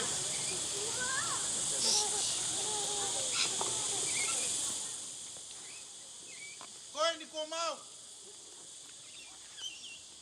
Ai tangata. Ki hono malolo ang. O tari ai ki he time. Honge koe na tau whanongo. Mei he tōnga malanga o ia hani. Ki ha taimi e whinangalo ai ai o toa. Ke toi whakafoki mai hana lau mai re, ke whataha pe mona sino. O hoko ko sino nau ia. Ke no whakataha pe mo o toa. O taingat, pe taingat.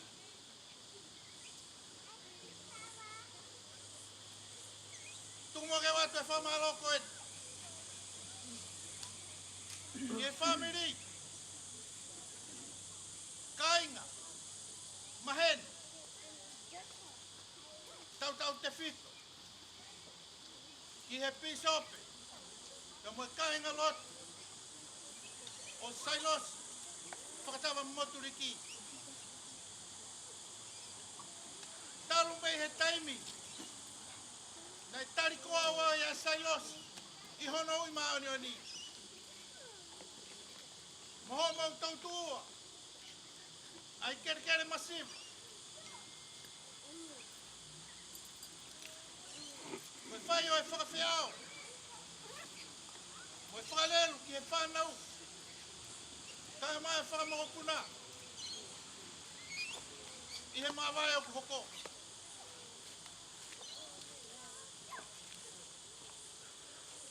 Whatawangi. Tāpakina ki mau tolu heiki. O hange koe tāpakina ko mau whahok. Ki family ni. Aki ai ofa moi. Moi ofa whakawais. O hoko ia. Koe leluanga.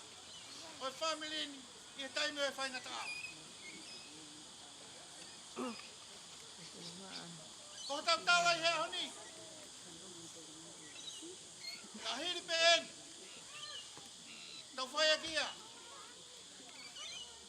Malolo a Sailosi. Yono malolo anga. Ka tau whokiat. Ka tau ngahi api. Alo ato hake ki hake. Ki hifo. Ka whokiat mo toke lau.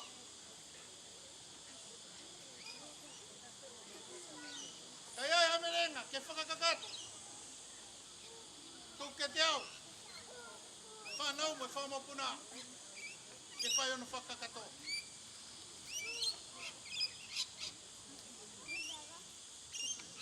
Hiri e ni. O kia e ki papanak. Ko te teo e family.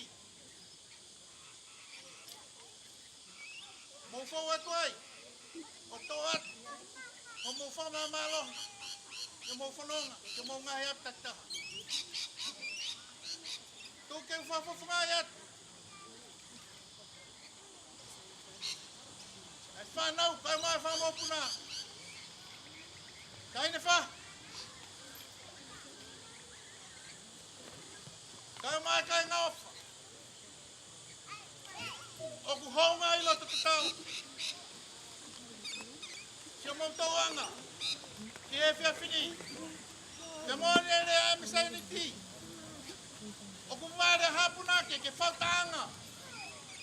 Pe koe tufunga rea ke ne whakakalama. A rea whiunga ke whakahaunga. Tio mou tōanga ku whahoku. Ke sino e pekia. Tua i ke o whatu.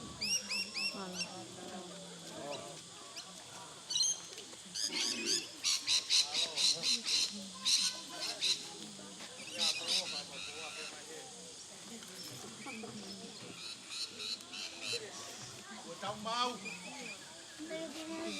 Pe ke whakangata whatongia ke Sailosi. Malo. Malo.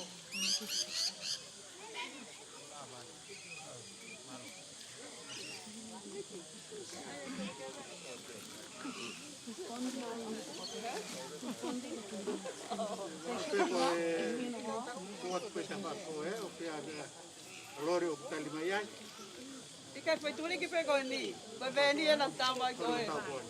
Iyo.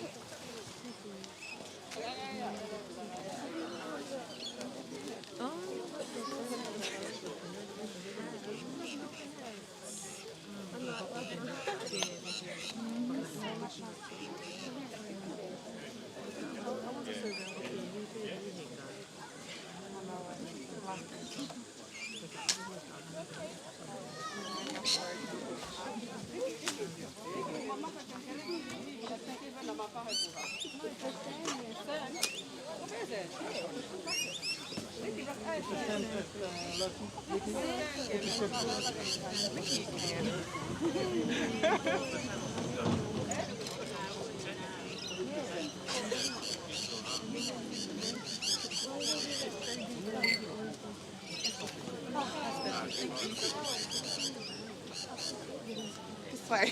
Oh,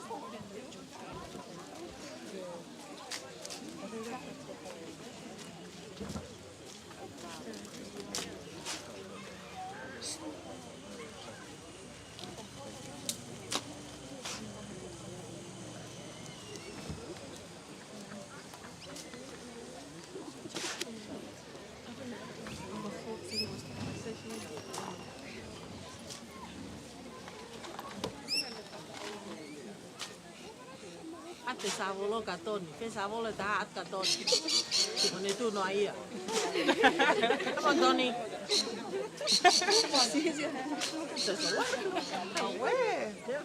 Matala.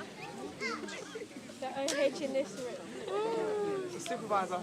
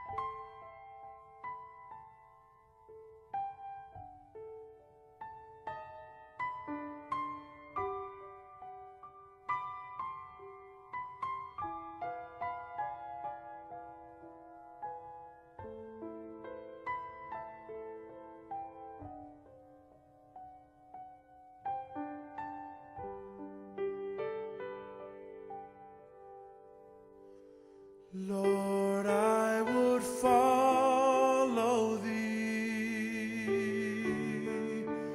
give all my love to thee. I would do for you all that you ask and more.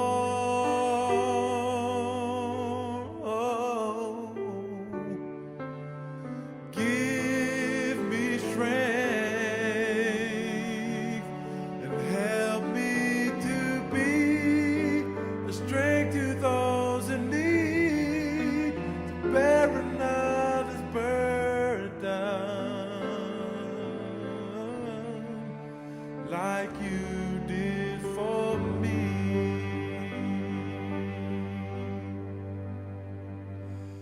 Yes, I am willing to mourn with those that mourn, comfort those that stand in need of comfort, bear another's burden that they may be light.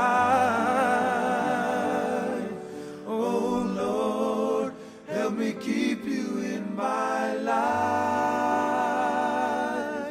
Oh Lord, help me keep you in my life.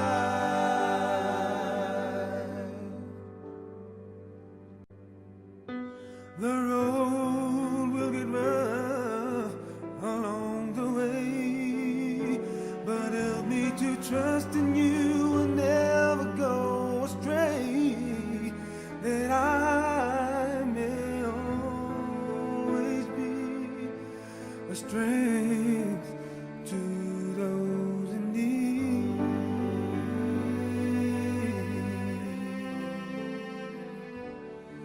A new beginning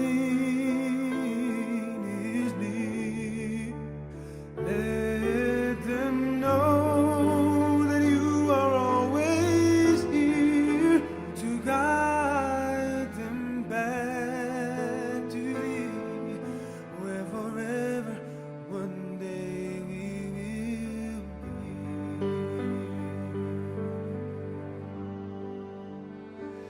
Yes, I am willing to mourn with those that mourn,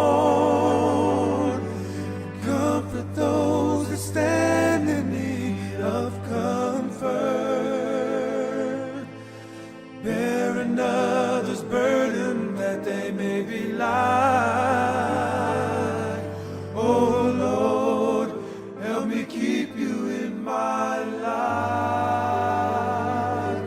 Oh Lord, help me keep you in my life. Yes, I am willing to mourn with those that mourn. I am willing to comfort those that stand in need of comfort, bear another's burden that they may be light. Oh Lord, help me keep you in my life. Oh Lord, help me keep you in my life.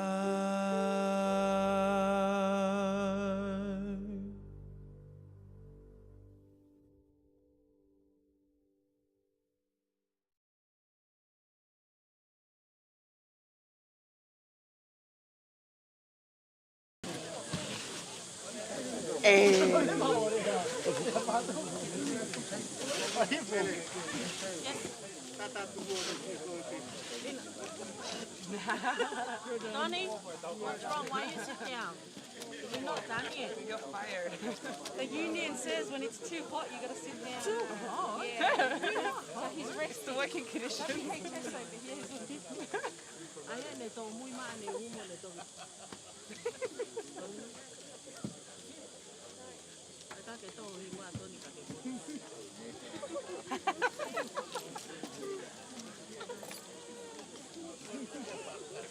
Pela mo ka hua pepe ke mo.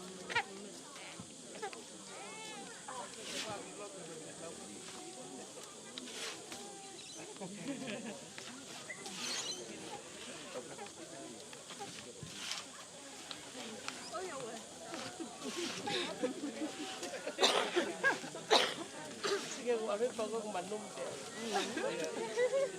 Dia kata tauhi ya. Panga mama.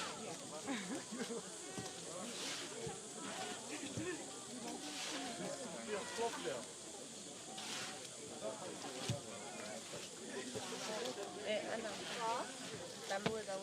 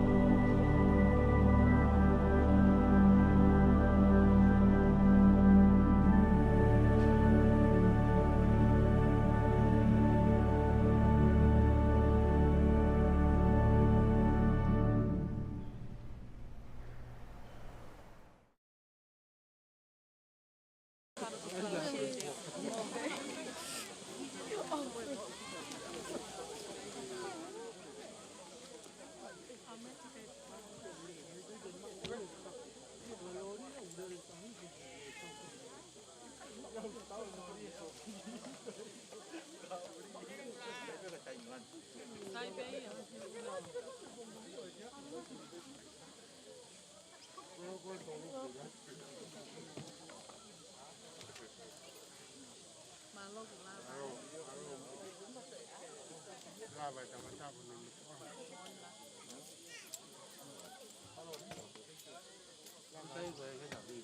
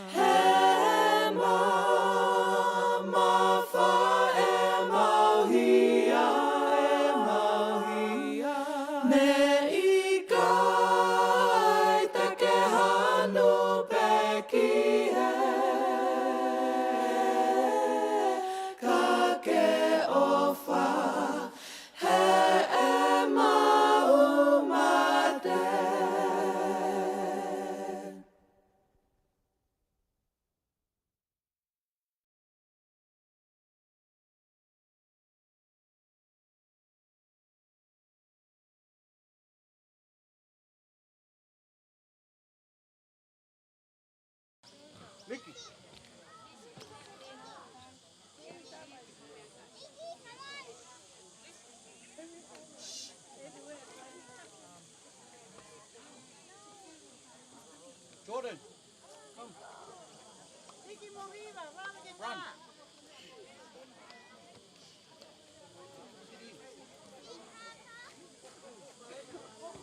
Willie, Jerwan, good. Sit down, sit down, sit down.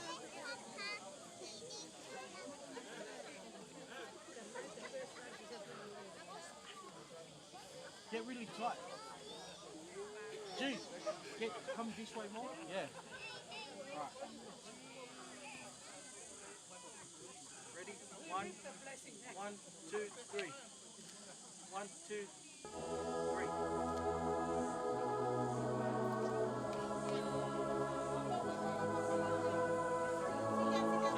Wait, everyone.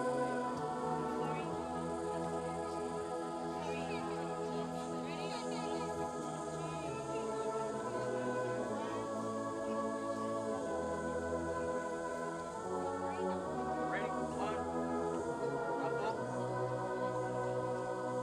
1, 2, 3.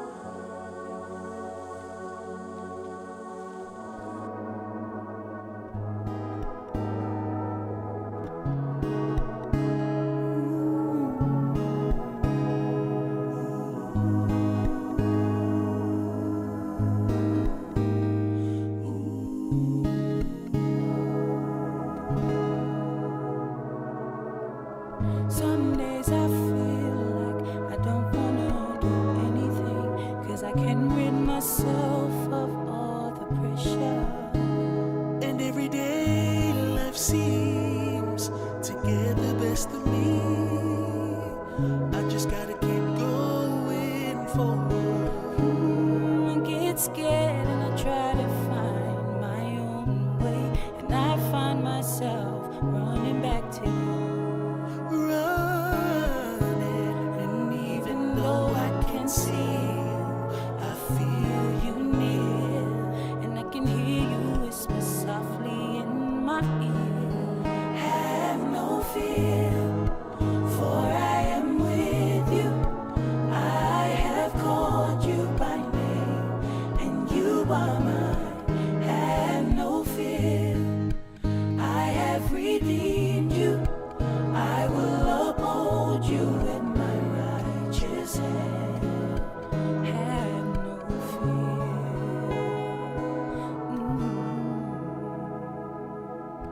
Many nights I was left all alone, figuring, wondering Why I could feel so alone, even though I believe that you love me. Ooh, I get scared when I try to find my own way. I find myself running back to you. And even though I can't see you, I feel you near, and I can hear you whisper softly in my ear. Have no fear, for I am with you. I have called you by name, and you are mine. Have no fear, I have redeemed you.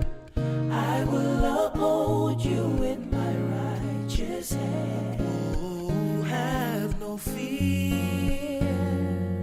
Even though the road may seem so long, trust me, you'll find your peace of mind. And it'll take some time. Take some time. You just gotta be strong. Be strong. For He's there with you. For I am with you. I have called you by name, and you are mine. Have no fear. I have redeemed you. I will uphold you with my righteous hand. Have no fear, for I am with you. I have called you by name, and you are mine. Have no fear, I have redeemed you. I will uphold you with my righteous hand.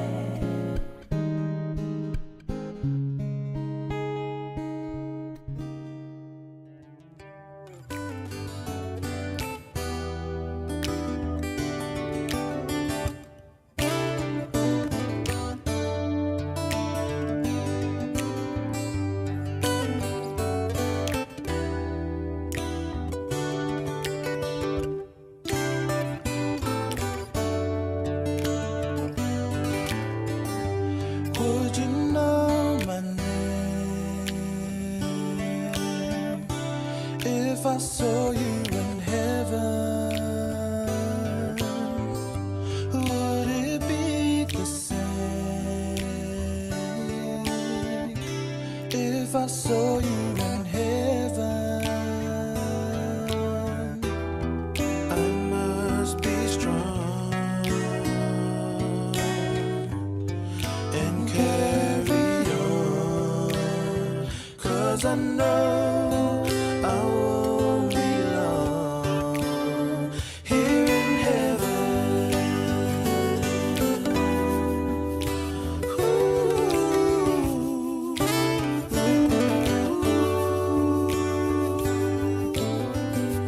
Would you hold my hand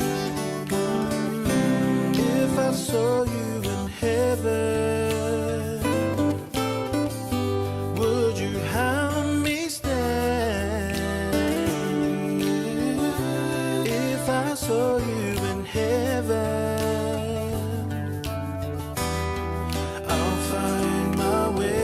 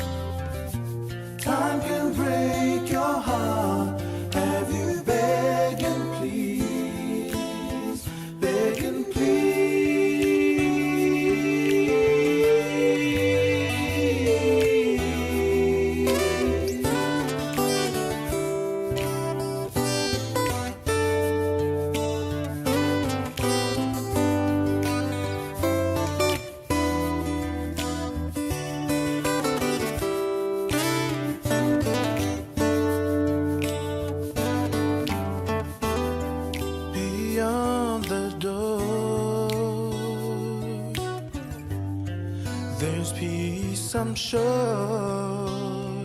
and I know there'll be no more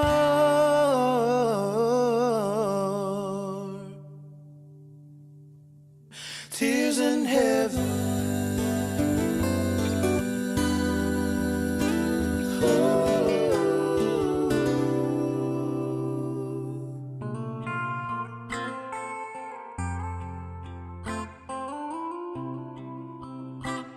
Flowers, I lay next to you. Oh, it's a sign that we miss you, but we know God needed you more. Your smile, oh, your smile I'm missing. Oh, your smile, and God needed you more. Rest in love, love, love. Ooh, rest in love, love. Rest in love, love.